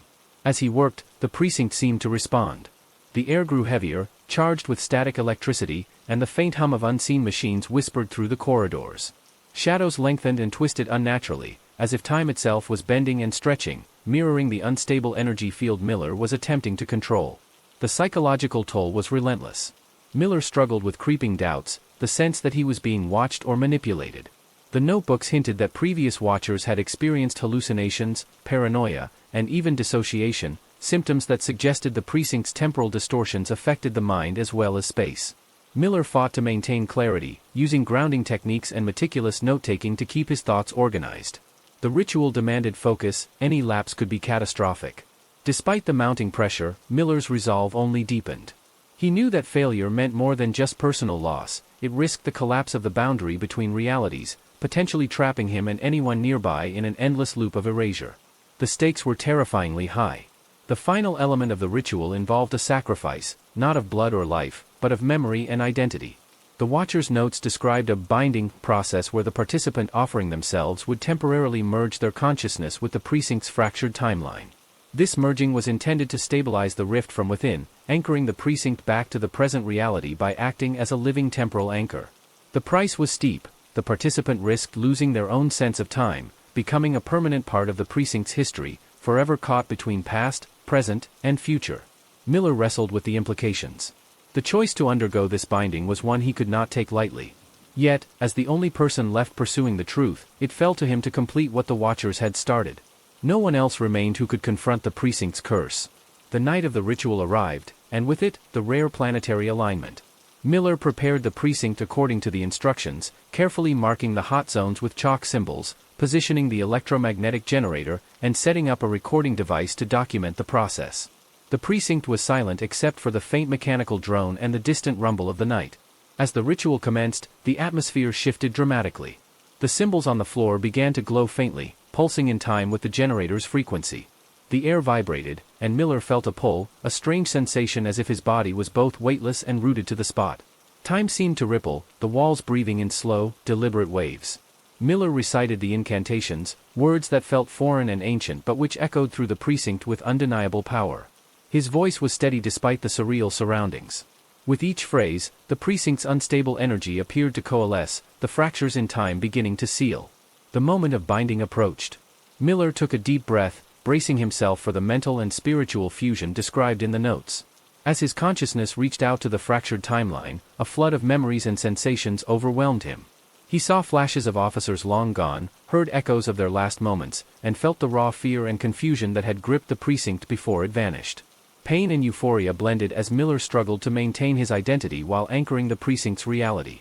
The experience stretched his mind to its limits, threatening to dissolve his sense of self. But he held on, determined to see the ritual through. Suddenly, the precinct shuddered violently. The glowing symbols flared bright, then faded to a steady glow as the generator's hum deepened. The temporal rift contracted, becoming smaller, tighter, until it snapped shut with a sound like shattering glass. Silence followed. The heavy atmosphere lifted, replaced by a calm, normal air that felt almost alien. Miller opened his eyes to find the precinct restored to its original state, or at least, as close as it could be after years of absence. The walls were solid, the hallways intact, and the lingering shadows gone. Miller's sacrifice had worked. The precinct, lost to time and forgotten, was back, its history once again accessible, its reality stabilized. But the cost was clear. Miller felt forever changed, his memories fragmented between his own life and the precinct's tortured past. He was now a living bridge between times, a watcher in his own right. The aftermath of the ritual brought a fragile calm to the precinct. The temporal fissure that had once threatened to consume the entire building had sealed, and the walls no longer whispered of distortion and decay. Yet the silence was heavy with unspoken truths and the echoes of the precinct's dark past. Miller sensed that while the physical reality was restored, the intangible consequences of tampering with time lingered like a shadow, an imprint left behind by the vanished years and lost souls. Investigating the precinct anew, Miller discovered subtle anomalies, faint traces of presence that seemed out of sync with the restored timeline. Objects displaced in impossible ways, faint murmurs in empty rooms, and the eerie sensation that the building itself remembered its own disappearance. These residual effects suggested that the precinct's erasure was not merely a lapse in records but a rupture in the fabric of reality that had left scars beneath the surface. The building's very foundation was steeped in temporal trauma. Among the documents recovered, Miller found personal effects belonging to officers who had vanished with the precinct. Photographs, badges, and handwritten letters surfaced from behind loose bricks and beneath floorboards. One letter in particular stood out, a worn, folded note from a young officer named Samuel Carter, written days before the precinct vanished. In it, Carter expressed fears about strange occurrences, reporting voices that called to him from empty corridors and shifting shadows that followed him relentlessly. His words ended abruptly, the ink smeared as if by trembling hands. These artifacts humanized the mystery, transforming it from an abstract puzzle into a narrative of real people caught in a nightmare beyond understanding. Miller felt the weight of responsibility deepen. The vanished precinct was not just a lost building, it was a tomb of fractured memories, frozen moments, and unresolved fears. He resolved to honor those who had disappeared by documenting their stories, piecing together their experiences from the scattered remnants. The precinct's reintegration into official records posed challenges. Colleagues were skeptical, reluctant to accept the idea of a missing station erased from history. But Miller persisted, presenting the recovered evidence with meticulous care. Slowly, the story gained traction, stirring curiosity and unease among law enforcement and historians alike. The precinct's sudden return forced a re-examination of the past, uncovering cases left unsolved and testimonies ignored. Miller's own mind struggled to reconcile the duality of his existence. The binding had left an indelible mark. He carried fragments of the precinct's timeline within him, memories that were not his own yet felt hauntingly familiar. He experienced moments of disorientation, flashes of other officers' lives, and occasional lapses where the present seemed to fold into the past. These episodes were both a curse and a key, offering insights into the precinct's final days while threatening his grasp on reality. Determined to use this connection constructively, Miller began compiling a comprehensive archive of the precinct's history, incorporating both recovered evidence and his own experiences. He contacted surviving relatives of the missing officers, hoping to fill gaps in the narrative and bring closure to families long left in limbo. Some responded with gratitude, others with disbelief or sorrow, but each contribution added depth and humanity to the precinct's story. The precinct's physical restoration also revealed disturbing elements.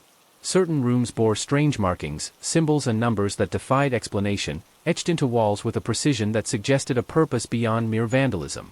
These inscriptions hinted at a deeper conspiracy or ritual, possibly linked to the mysterious watchers who had documented the precinct's fate. The meaning of these signs remained elusive, fueling speculation about secret societies or occult experiments that might have precipitated the precinct's disappearance.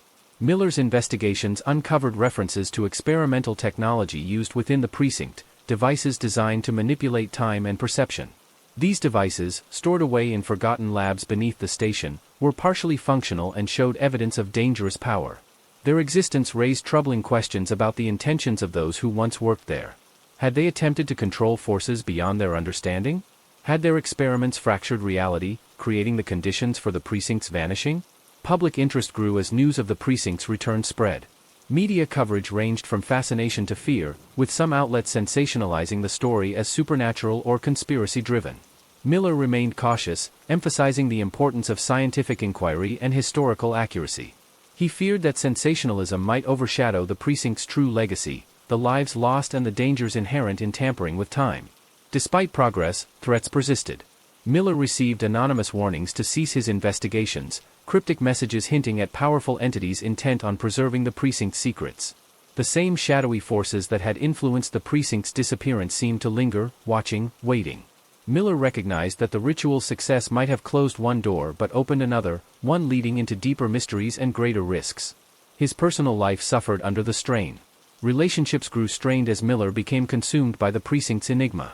Sleep eluded him, haunted by visions and echoes of the past. Yet, he found solace in purpose, driven by a sense of duty to uncover the truth and prevent further tragedy.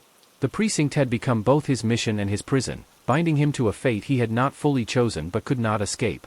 As Miller delved deeper, he encountered allies, scholars, former officers, and occult experts drawn by the precinct's mysteries. Together, they formed a cautious coalition dedicated to studying the precinct's anomalies and safeguarding its secrets. Their work combined rigorous research with careful experimentation, seeking to understand the forces that governed the precinct's disappearance and return. The precinct itself seemed to respond to their presence, its atmosphere charged with subtle shifts and unpredictable phenomena. Equipment malfunctioned, rooms shifted dimensions, and time dilated in localized pockets. These phenomena confirmed the precinct's status as a nexus of temporal disturbance, a place where the boundaries of reality were thin and malleable. Miller's resolve hardened. He vowed to protect the precinct from exploitation, to preserve its history, and to confront whatever forces had caused its vanishing. The journey was far from over.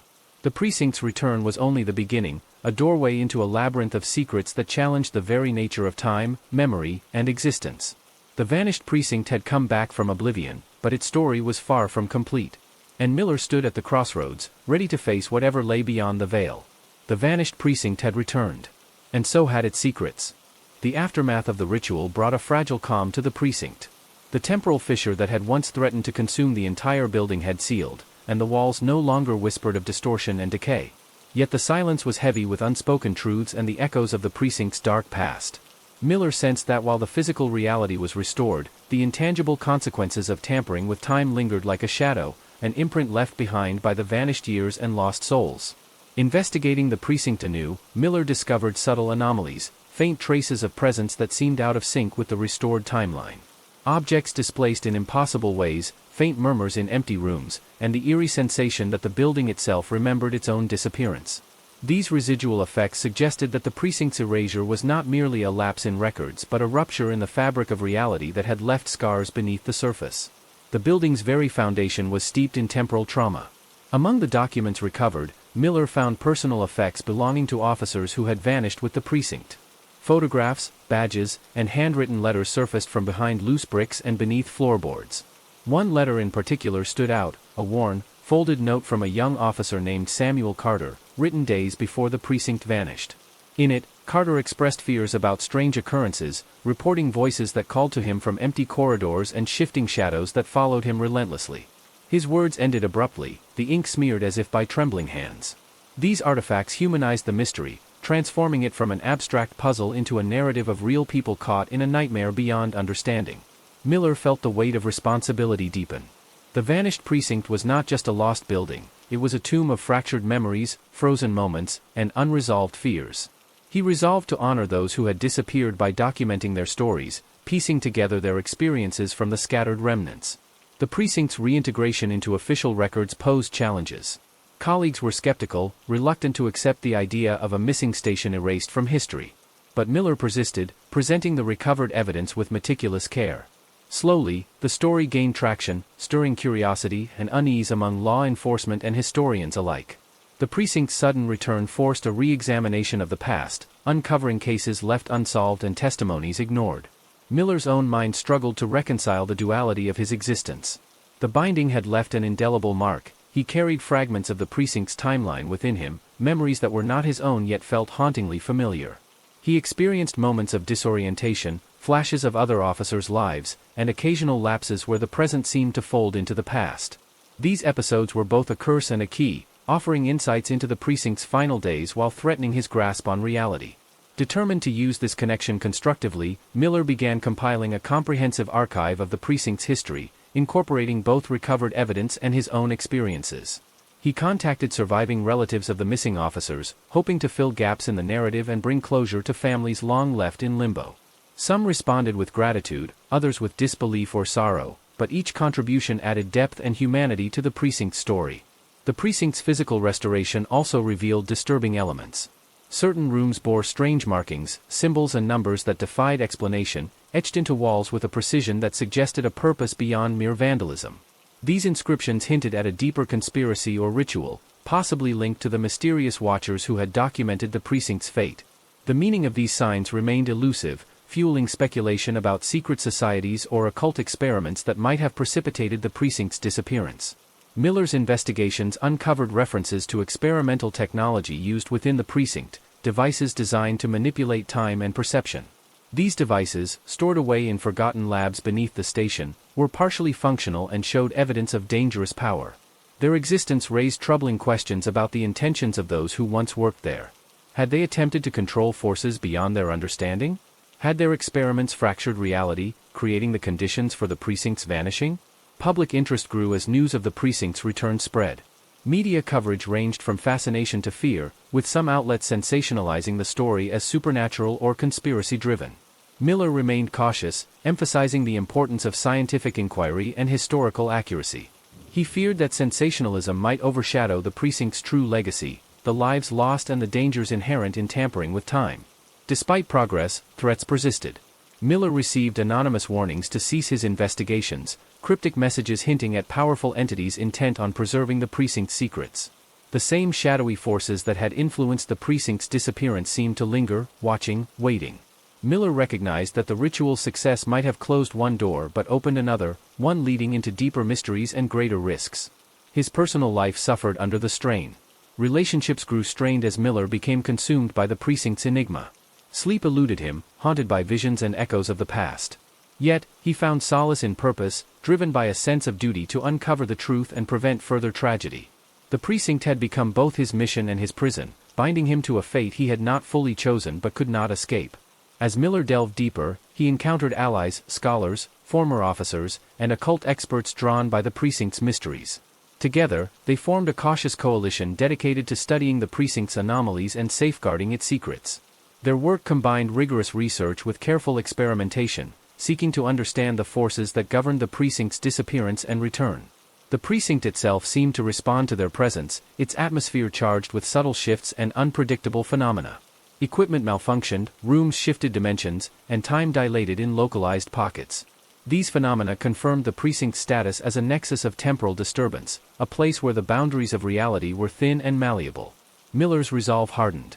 He vowed to protect the precinct from exploitation, to preserve its history, and to confront whatever forces had caused its vanishing. The journey was far from over. The precinct's return was only the beginning, a doorway into a labyrinth of secrets that challenged the very nature of time, memory, and existence. The vanished precinct had come back from oblivion, but its story was far from complete. And Miller stood at the crossroads, ready to face whatever lay beyond the veil. The precinct's return was met with a mix of relief and renewed apprehension.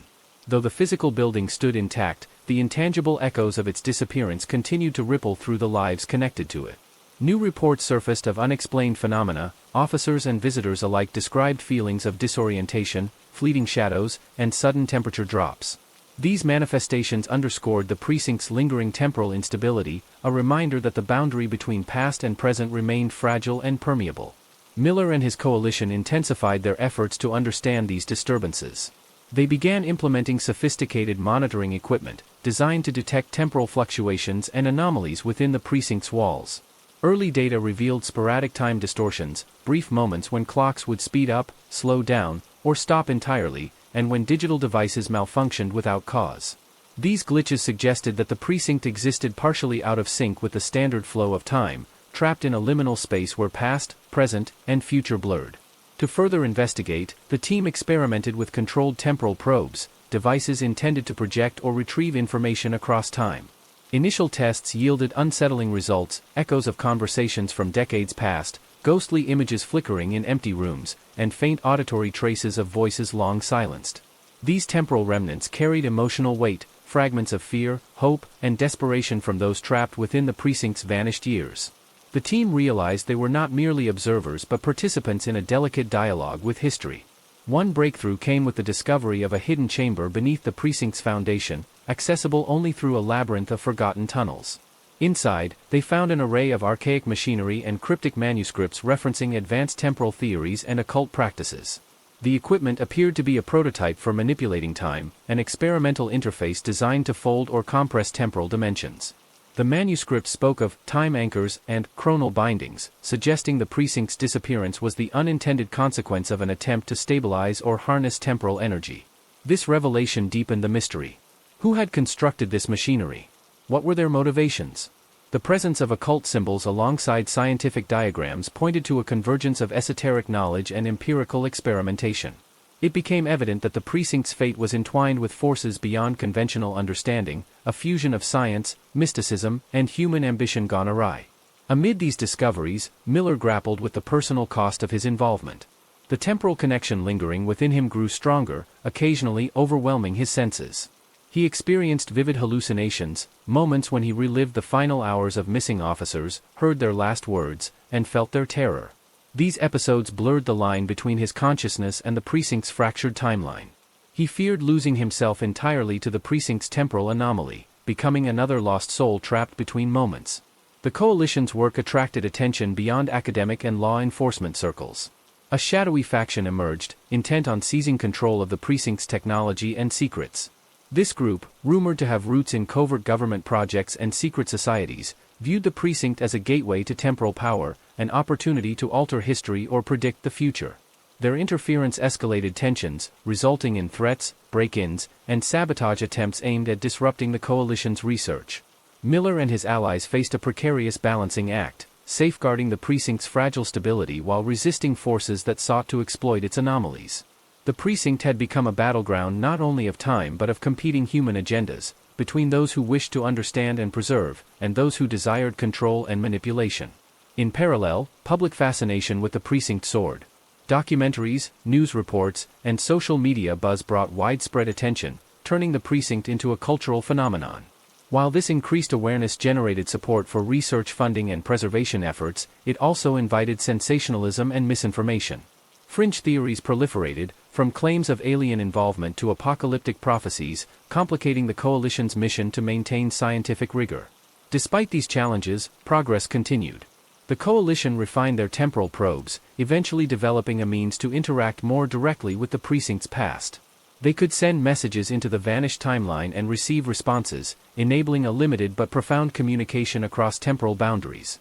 Through this, they uncovered testimonies from officers trapped in the precinct's temporal void, messages filled with warnings, pleas for rescue, and clues about the forces at work. These communications revealed that the precinct's disappearance was not merely accidental but part of a larger, more sinister pattern. Similar temporal anomalies had been documented elsewhere, hinting at a global phenomenon involving ruptures in the space-time continuum. The precinct was a nexus point, a convergence zone where multiple timelines intersected and collided, increasing the risk of further disappearances. The coalition's understanding of time itself evolved. Time was not a fixed, linear progression but a dynamic, malleable construct vulnerable to disruption. The precinct's vanishing and reappearance were symptoms of broader cosmic instabilities, possibly linked to human technological ambition and ancient metaphysical forces. This revelation reframed their work, from a localized investigation to a quest to safeguard reality itself. Miller's role transformed accordingly. He became a guardian of temporal integrity, charged with navigating the delicate balance between exploration and preservation. His connection to the precinct granted him unique insight but also exposed him to growing risks. He knew that each step forward might trigger unforeseen consequences, temporal backlash, psychological fragmentation, or worse.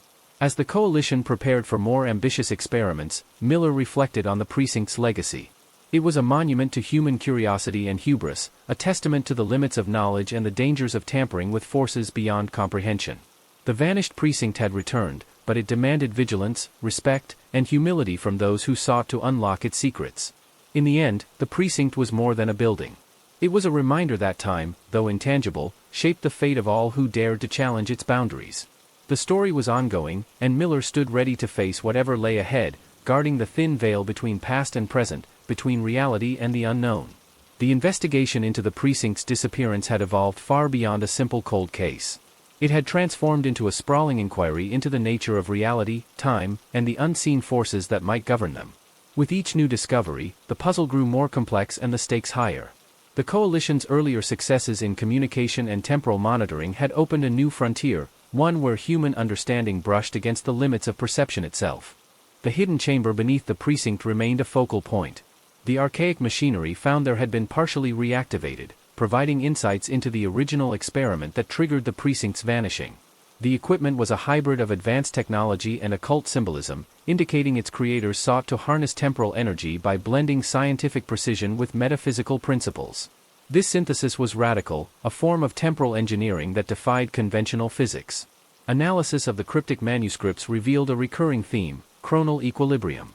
This concept described a delicate balance in the flow of time, one that if disturbed could cause fractures or tears in the temporal fabric.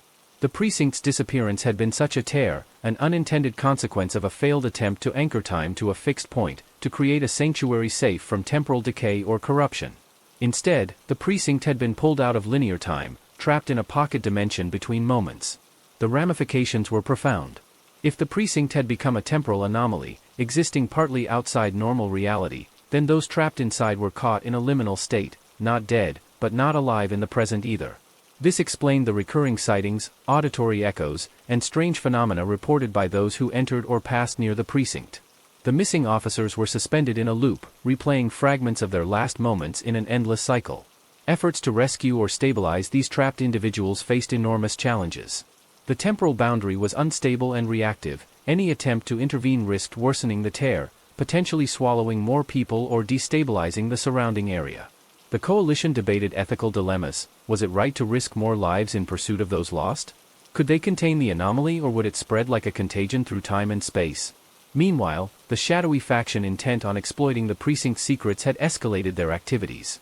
Their operatives infiltrated the precinct under cover of night, attempting to reverse engineer the temporal machinery for their own ends. Their goals remained obscure but chilling. Rumors suggested ambitions to alter historical events or achieve immortality by manipulating time. These intrusions led to confrontations, sabotage of equipment, and theft of critical data, forcing the coalition to tighten security and accelerate their research. The public's fascination showed no signs of waning. The precinct became a symbol of mystery and danger, attracting thrill-seekers, conspiracy theorists, and paranormal enthusiasts. Some reported inexplicable experiences, lost time, strange visions, or sudden disappearances, feeding media frenzy and complicating official efforts to manage the site. Local authorities struggled to balance public interest with safety, fearing the precinct's anomalies could cause wider harm. Scientific advances from the coalition's work began to influence broader fields. The study of temporal physics gained new credibility, and collaborations with universities and research institutions expanded. Some theories proposed that human consciousness itself might interact with temporal fields, raising possibilities that the trapped officers were not merely victims but participants in a complex temporal feedback loop involving memory, perception, and reality. Miller's role deepened as he found himself increasingly attuned to the precinct's temporal flux. His personal experiences intensified, visions grew more vivid, and he developed an uncanny ability to sense shifts in the precinct's timeline. He discovered he could momentarily project his awareness into the past, witnessing snippets of the precinct's vanished years. These journeys were disorienting and emotionally taxing, but also invaluable for gathering clues. One such vision revealed a critical moment: the initial activation of the temporal device, and the faces of the engineers and officers involved. Among them was a figure who seemed aware of the impending disaster yet chose to proceed, an enigmatic individual whose motivations remained unclear. This discovery hinted at possible sabotage or a deliberate experiment that went catastrophically wrong. The coalition worked to identify this person, uncovering layers of deception and secrecy. Records had been altered or erased, and surviving witnesses were reluctant to speak. It became apparent that the precinct's disappearance was entangled with larger conspiracies, involving powerful interests both inside and outside law enforcement. The precinct's story was not just about lost time but about betrayal, ambition, and the dangerous pursuit of forbidden knowledge. As the coalition prepared for a risky operation to stabilize the precinct's temporal field, they faced mounting pressure from all sides. Internal tensions rose, with disagreements over strategy and ethical boundaries. The Shadow faction's actions threatened to provoke a catastrophic temporal collapse. The team had to move swiftly and carefully, knowing that failure could mean losing the precinct, and its trapped souls, forever. The impending operation involved reactivating the core machinery in the hidden chamber to reset the precinct's temporal anchor, a procedure fraught with uncertainty. Success could restore the precinct to the present, freeing those trapped inside and sealing the temporal rift. Failure could widen the tear, potentially dragging the entire precinct and surrounding area back into the temporal void. In the final hours before the operation, Miller reflected on the journey. The precinct's mystery was no longer just a case to solve but a profound challenge to human understanding, a reminder of the fragile threads that hold reality together. He knew that whatever happened next would change everything, for the precinct, for those lost within it, and for the very nature of time itself. The tension within the coalition had reached a breaking point. Months of relentless investigation and narrow escapes had taken their toll, eroding trust and fraying nerves. The Shadow faction's influence had become more overt and dangerous, with their latest infiltration nearly compromising the entire operation. It was clear they possessed knowledge and resources far beyond what had been anticipated. Their motives, still shrouded in mystery, hinted at ambitions that transcended mere control of the precinct. They sought dominion over time itself. The impending operation to reset the precinct's temporal anchor demanded absolute precision. Every variable had to be accounted for, every potential consequence weighed with painstaking care. The core machinery was an intricate web of archaic components and futuristic technology, its design blending scientific logic with occult symbolism. This convergence of disciplines was both its strength and its weakness. While the device could manipulate time, it was also incredibly unstable and unpredictable. Extensive simulations had been run, revealing multiple possible outcomes. The most optimistic projected a successful restoration of the precinct to the present timeline, with the trapped officers released from their temporal limbo. Other scenarios were far grimmer. The temporal rift could expand, consuming the precinct and perhaps spreading to adjacent areas, or worse, causing catastrophic disruptions to the local time stream. These potential consequences were not theoretical, they were witnessed in fragmentary echoes already disrupting nearby communications and electronics. The coalition had also uncovered troubling evidence that the precinct's disappearance was linked to a series of unexplained temporal anomalies elsewhere in the city. These anomalies, brief flashes of time distortion, spontaneous materializations of long-lost objects, and reports of people experiencing time skips, suggested the precinct was not an isolated event but part of a wider temporal crisis. It was as if the very fabric of time was weakening, fraying at multiple points, with the precinct acting as the epicenter. Miller and his team prepared for the operation with grim determination. The procedure required reactivating the precinct's temporal device remotely, while simultaneously deploying a series of stabilizing fields designed to contain the temporal fluctuations. Specialized equipment was installed around the precinct perimeter, creating a containment grid that could absorb and neutralize excess temporal energy. The plan was to initiate the reset at a precisely calculated moment when the temporal conditions would be most stable. In the lead-up to the operation, Miller experienced increasingly vivid temporal bleed-throughs. His dreams and waking moments blurred as past, present, and possible futures collided in his consciousness. He found himself haunted by fleeting images of the precinct's vanished officers, some desperate and pleading, others calm and resigned. These visions carried fragments of information, cryptic but invaluable, revealing hidden patterns in the precinct's timeline and hinting at the personal stories behind each disappearance. One vision in particular stood out, a confrontation between two figures in the precinct's control room just before the disappearance. The enigmatic engineer who had activated the device was arguing with a senior officer, who warned of the catastrophic risks. Their voices overlapped in a chaotic echo, and then a blinding flash consumed the scene. This moment seemed to be the fulcrum, the point at which the precinct slipped from reality. The coalition's historian traced the identities of those two figures, uncovering dossiers that suggested deep ideological divides within the precinct's leadership. The engineer was part of a radical faction obsessed with transcending human limitations through temporal manipulation, while the officer represented a more cautious, protocol-driven mindset. This internal conflict may have precipitated the disaster, turning a high-stakes experiment into a tragic catastrophe. Meanwhile, the Shadow faction's activities escalated alarmingly. They sabotaged coalition communications, leaked false information to the press, and attempted to steal critical research data. Their operatives were ruthless and efficient, leaving a trail of chaos. The coalition suspected they intended to hijack the reset operation, using it as a cover to seize control of the precinct's temporal device. Such a takeover could allow them to rewrite parts of history, eliminate rivals, or achieve twisted forms of immortality. To counter this threat, the coalition implemented layered security protocols, including electronic countermeasures, physical patrols, and covert surveillance. Miller led a specialized unit tasked with intercepting and neutralizing Shadow faction agents. This cat-and-mouse game added a new level of urgency and danger to the mission, as every delay increased the risk of temporal instability and potential disaster. The local community remained largely unaware of the full scope of events but was growing restless. The precinct site was cordoned off, and rumors of hauntings and strange lights fueled speculation. Reports of missing persons and bizarre encounters circulated on social media and local news. Public officials faced pressure to provide answers, but their statements were vague and evasive, deepening the mystery. Amid the mounting tension, Miller reflected on the human cost. The missing officers were not mere statistics or footnotes in an obscure case, they were colleagues, friends, and family members. Their lives had been frozen in a moment of crisis, caught in a temporal purgatory that defied rescue. The coalition's mission was as much about restoring their dignity and memory as it was about scientific discovery.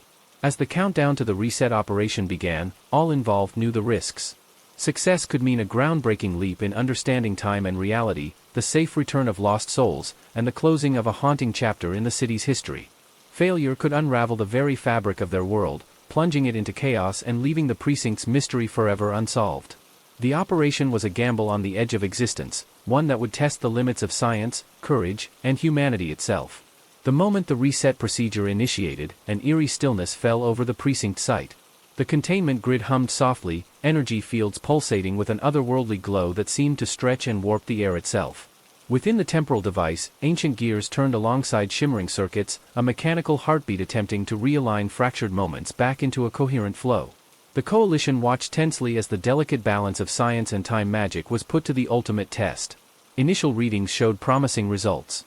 Temporal distortions began to stabilize, and faint signals emerged from the void, whispers of the lost officers reaching out across the fractured timeline. But this fragile progress was abruptly interrupted. The Shadow faction launched a desperate assault, exploiting a vulnerability in the grid's periphery. Their agents, cloaked in dark technology that interfered with the containment fields, surged forward with weapons designed to disrupt the temporal energies. Chaos erupted as the Coalition's defenses were breached. The containment grid flickered erratically, and the temporal device emitted a high-pitched resonance that sent shivers through everyone present. Attempts to repel the attackers slowed the progress of the reset, threatening to tear open a wider rift in time. The precinct itself began to shimmer violently, the boundary between present and lost reality thinning dangerously. Inside the temporal rift, the trapped officers found themselves in a surreal, shifting limbo, a place where memories, regrets, and fragments of past lives tangled in an endless loop. Some were disoriented, wandering through corridors that bent impossibly, while others glimpsed moments of their own disappearance, replayed endlessly. Among them was the precinct's senior officer who had opposed the engineers' radical plans, his consciousness fragmented but still fighting to protect the others. The engineer's presence was more elusive. In this temporal purgatory, his essence flickered between states of awareness and oblivion, a shadow attempting to assert control over the fractured time stream. He seemed to be both a prisoner and a master, wielding influence over the very fabric of this liminal space. His motives remained inscrutable. Was he seeking redemption, revenge, or some twisted form of transcendence? Back in the real world, Miller and his team fought desperately to maintain the containment grid. The Shadow faction's relentless assault forced them to make grim decisions, sacrificing certain grid sectors to preserve core stability, isolating pockets of temporal energy that threatened to overwhelm the system. Communications became fragmented, with distorted voices and temporal echoes bleeding into their channels, adding to the confusion and fear. As the battle raged, subtle changes began to manifest around the precinct perimeter. Time anomalies flared unpredictably, seconds stretched into minutes, objects appeared to age and revert simultaneously, and phantom images flickered like ghosts caught between eras. Residents nearby reported hearing disjointed cries, as if the lost officers were calling out from beyond reality. The city itself seemed caught in the precinct's temporal undertow, a ripple spreading outward with unknown consequences. Amid the turmoil, a breakthrough emerged. Analysis of the temporal echoes revealed patterns, repetitive signals resembling a coded message embedded within the lost officer's fragmented consciousness.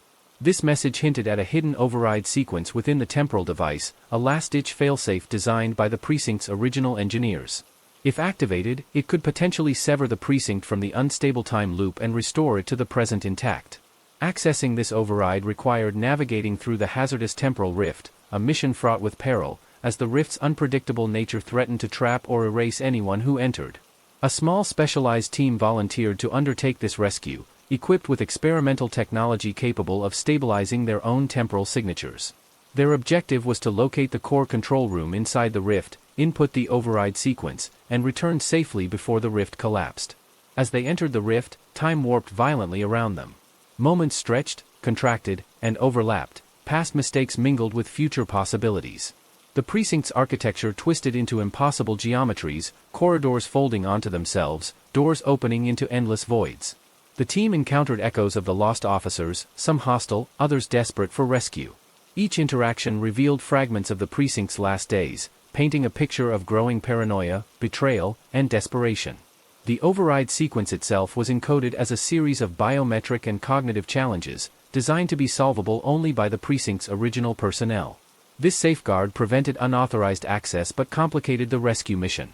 The team had to rely on recovered data logs and memories extracted from temporal echoes to piece together the correct input sequence. Every misstep risked triggering a temporal collapse, potentially trapping them forever. Back in the physical world, the Coalition held its breath. The containment grid faltered repeatedly under the Shadow faction's attacks, but the team's progress within the rift was steadily restoring hope. Miller coordinated reinforcements, strategic countermeasures, and medical support for those affected by temporal bleed effects. The city braced itself as the precinct's temporal anomalies became impossible to ignore, their influence reaching deeper into everyday life. As the rescue team approached the core control room, a profound realization struck them: the precinct was more than a mere location, it was a nexus point where time converged, a crucible of past choices and future consequences. The temporal device was not just a machine but a symbol of humanity's hubris and yearning to transcend limits. Their mission transcended technology, it was a journey into the essence of time and existence. Activating the override sequence sent shockwaves through the temporal rift. The precinct trembled, its structure flickering between collapse and restoration. Time's fabric rippled as moments realigned, weaving together fractured realities. The lost officers' consciousness coalesced, their voices forming a harmonious chorus reaching out to the present. The Shadow faction's influence waned, their attempts to seize control thwarted by the overwhelming surge of temporal energy. When the rift finally stabilized, the precinct reappeared, not as a ghostly memory but as a tangible, living place. The lost officers emerged, disoriented but alive, their experiences forever etched into their souls. The Coalition had not only solved a temporal mystery but had confronted the profound consequences of tampering with time. Yet the victory was bittersweet. The precinct's disappearance and return left scars, temporal anomalies persisted in subtle ways, reminders of the fragile boundary between what was, what is, and what might be. The Shadow faction, though defeated, remained a lurking threat, their ambitions undiminished. And the questions about the true nature of time and human destiny lingered, unresolved and haunting. The precinct's story became a legend, a testament to courage, sacrifice, and the enigmatic power of time. It served as a warning and a beacon, urging vigilance in the face of forces beyond comprehension. The Coalition vowed to protect this fragile reality, standing guard against the shadows that sought to rewrite history. In the end, the precinct's disappearance was not just a mystery solved, but a doorway opened, into the vast, uncharted realms of time itself. The investigation deepened as subtle inconsistencies began to surface within the precinct's restored records. Though the precinct had physically reappeared, some files remained inexplicably corrupted or missing, their contents erased as if never written. Among these was the personnel roster from late 2001 through early 2002, which showed gaps in officers' assignments and suspicious absences that even the Coalition's digital archives couldn't fully explain. The more Miller and his team delved into the missing data, the clearer it became that the precinct's disappearance had been orchestrated, not an accident or natural anomaly, but a calculated act driven by hidden motives. Encrypted messages discovered within the logbooks hinted at a covert internal faction operating inside the precinct prior to the disappearance. This faction appeared to be involved in unauthorized experiments, work that blurred ethical boundaries and tapped into forbidden research on temporal manipulation and alternate realities. The research was led by the precinct's original chief engineer, whose radical theories about bending time had drawn interest from shadowy external groups, including the very faction that had attacked the containment grid during the reset attempt. Evidence suggested that this faction had grown increasingly desperate as the consequences of their experiments spiraled beyond control. The precinct itself became a nexus of unstable temporal energies, distorting the memories and perceptions of those inside. Officers reported hallucinations, unexplained disappearances, and shifts in their own timelines that made them question their sanity. Some tried to expose the truth but vanished without a trace, swallowed by the growing anomaly that would ultimately consume the precinct. The Coalition's analysis revealed that the disappearance of the precinct was a last-ditch attempt to contain the escalating temporal chaos.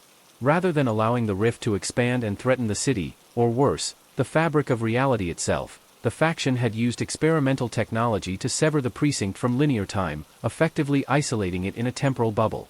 This act was intended as a containment measure but instead trapped the precinct and its personnel in an unstable limbo, inaccessible and forgotten by the outside world.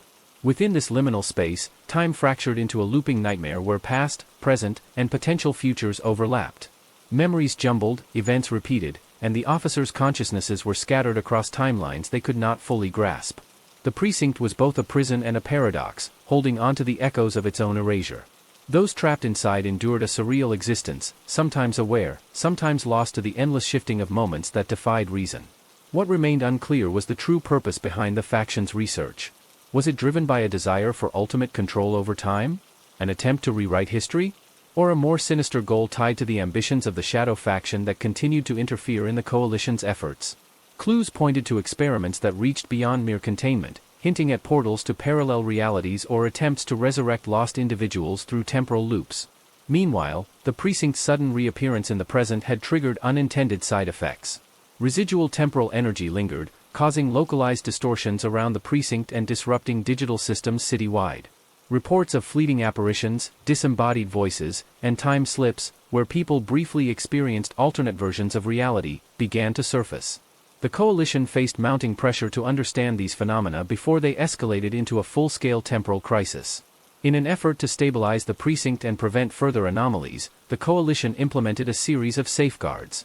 Temporal dampening fields were erected to contain residual energies, and a dedicated research team was established to monitor fluctuations in the timeline. The precinct itself was placed under strict quarantine, accessible only to authorized personnel equipped with temporal stabilizers to prevent contamination or further disruptions. Despite these measures, the Shadow faction's influence persisted. Intercepted communications revealed ongoing efforts to regain control over the precinct's unique temporal properties, seeking to exploit its powers for covert operations and manipulations of history. The coalition remained vigilant, aware that any lapse in security could reopen the rift or unleash consequences far beyond their control. Miller and his team continued to unravel the precinct's complex past, piecing together the lives and fates of the lost officers. Personal logs, recovered memories, and forensic evidence painted a haunting portrait of individuals caught in an impossible situation, heroes who had fought to contain forces beyond human comprehension and who had paid a heavy price for their sacrifice. As the investigation progressed, philosophical questions emerged about the nature of time itself. The precinct's disappearance challenged conventional understanding, suggesting that time was neither linear nor absolute but a fragile, malleable fabric vulnerable to human interference. This realization weighed heavily on those involved, highlighting the ethical dilemmas of tampering with forces that could alter existence itself. In the end, the precinct's story was a testament to both human ambition and humility, a cautionary tale of the limits of knowledge and the unpredictable consequences of seeking to control what lies beyond grasp. The precinct remained a symbol of mystery and resilience, a place where the past and future converged in a delicate balance, watched over by those who understood that some secrets must be protected to preserve reality itself. The coalition's work was far from over. As new data surfaced and anomalies persisted, they knew that vigilance and perseverance were essential. The precinct's disappearance was not merely a closed chapter but the beginning of an ongoing struggle to safeguard time, and with it, the fragile continuity of all existence. The precinct's re-emergence unleashed consequences far beyond what anyone had anticipated. Despite the coalition's containment efforts, the temporal disturbances radiating from the precinct began to affect the wider city. Time anomalies, brief but disorienting, occurred in neighborhoods surrounding the precinct.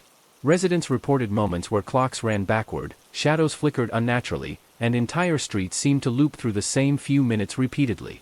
These localized distortions were unsettling and difficult to explain through conventional science. The temporal energy from the precinct acted like a ripple in a still pond, spreading outward and interacting with the city's infrastructure and technology in unpredictable ways. Communication networks experienced inexplicable signal disruptions, surveillance footage displayed distorted images, and some emergency responders reported losing track of time during their shifts. The city itself felt as though it were caught between moments, its timeline fraying at the edges. Researchers theorized that these phenomena were caused by residual quantum entanglements within the precinct's temporal bubble. These entanglements created feedback loops that intermittently synchronized with the city's present timeline, causing brief overlaps with alternate temporal states. In layman's terms, pieces of the precinct's distorted past and potential futures were bleeding into the current reality. The more unstable these overlaps became, the higher the risk of triggering a catastrophic temporal cascade, a scenario where time itself could unravel on a much larger scale. Compounding the danger was the persistent influence of the Shadow faction, whose agents sought to exploit the precinct's temporal energies for their own agenda. These operatives employed covert methods to infiltrate coalition defenses, attempting to hijack experimental devices designed to stabilize the precinct's timeline.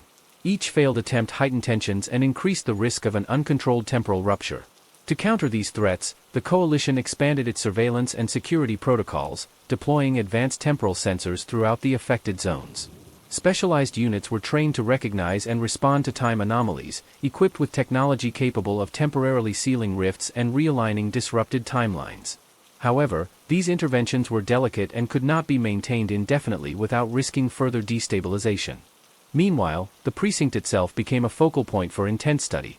Scientists and temporal physicists collaborated to develop models predicting how the precinct's temporal bubble might evolve. Some forecasts suggested the anomaly could either collapse, restoring the precinct fully to the present timeline, or expand, engulfing larger portions of the city in temporal chaos. The uncertainty created an atmosphere of urgency, driving researchers to seek a permanent solution. During this period, additional data recovered from the precinct's logs revealed chilling details about the experiments conducted before the disappearance. The faction had attempted to create a temporal anchor, a device designed to manipulate time flow within the precinct, ostensibly to stabilize it. However, these experiments backfired spectacularly, exacerbating the temporal distortions instead of containing them. The anchor became unstable, its energy signatures fluctuating wildly and contributing to the precinct's erasure from reality. Attempts to recreate or deactivate the anchor met with limited success. Every interaction seemed to amplify the temporal instability. In some cases, personnel engaged with the device experienced temporal dislocation symptoms, disorientation, memory lapses, and in extreme cases, moments of non-existence where they vanished briefly from time itself before reappearing. These experiences underscored the profound danger posed by meddling with time at such a scale. Amidst the growing chaos, public awareness of the precinct's mysterious disappearance and reappearance began to rise. Local media outlets picked up on unusual activity and strange phenomena linked to the precinct. Theories and rumors flourished, some invoking supernatural explanations, others speculating about secret government experiments gone wrong.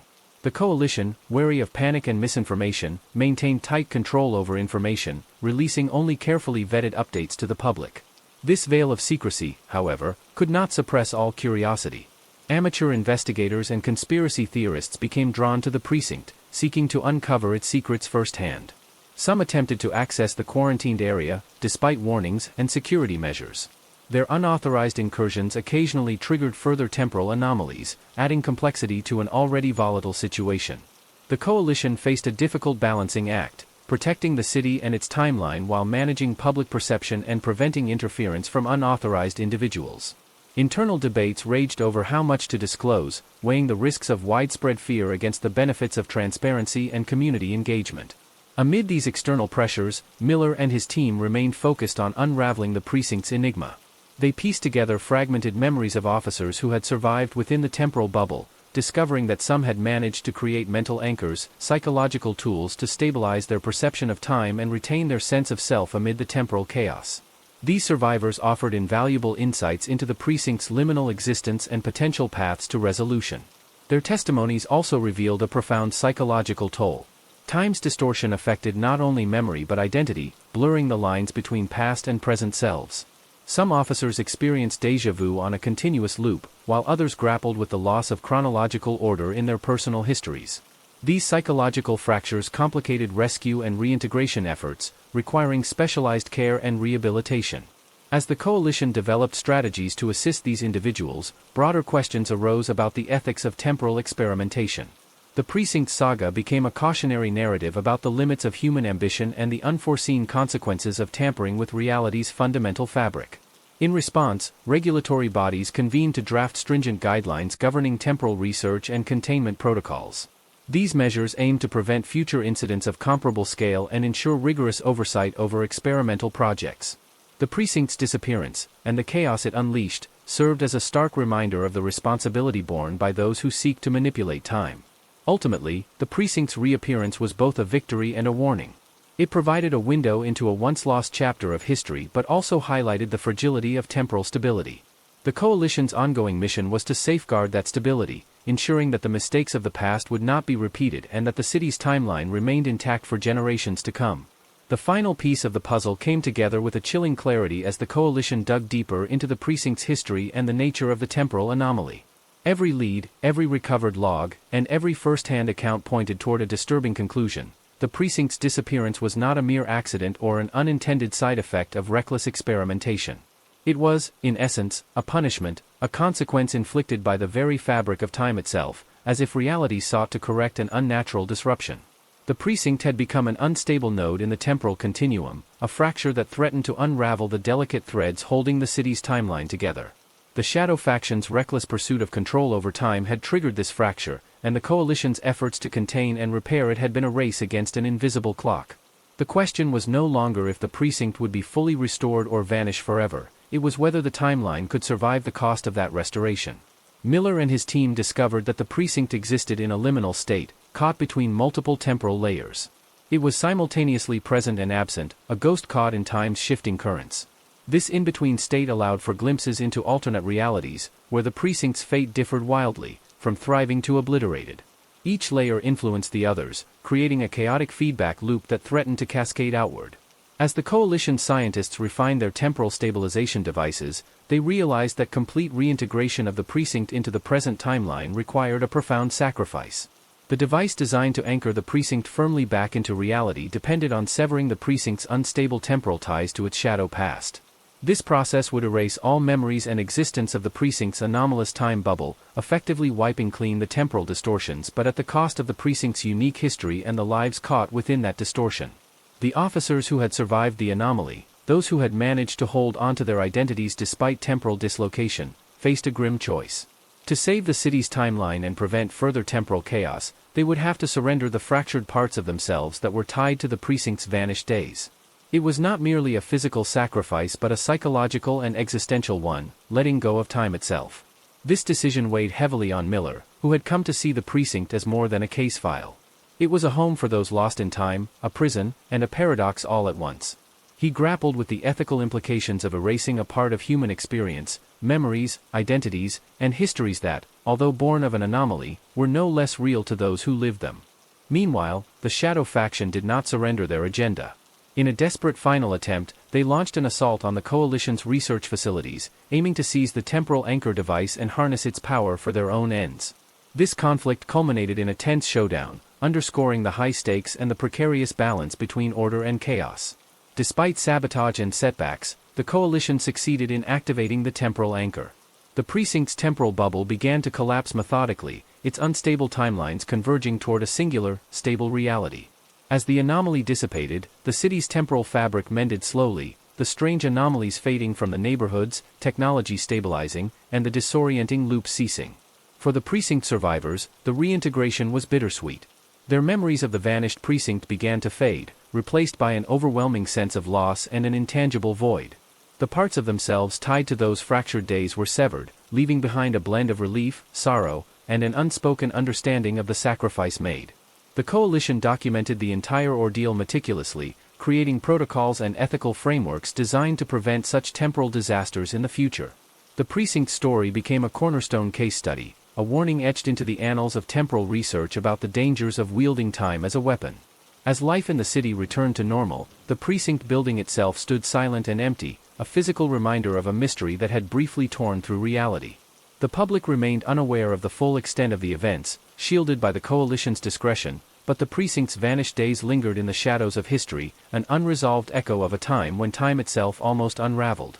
Miller, now deeply changed by the experience, dedicated himself to overseeing temporal research with renewed vigilance.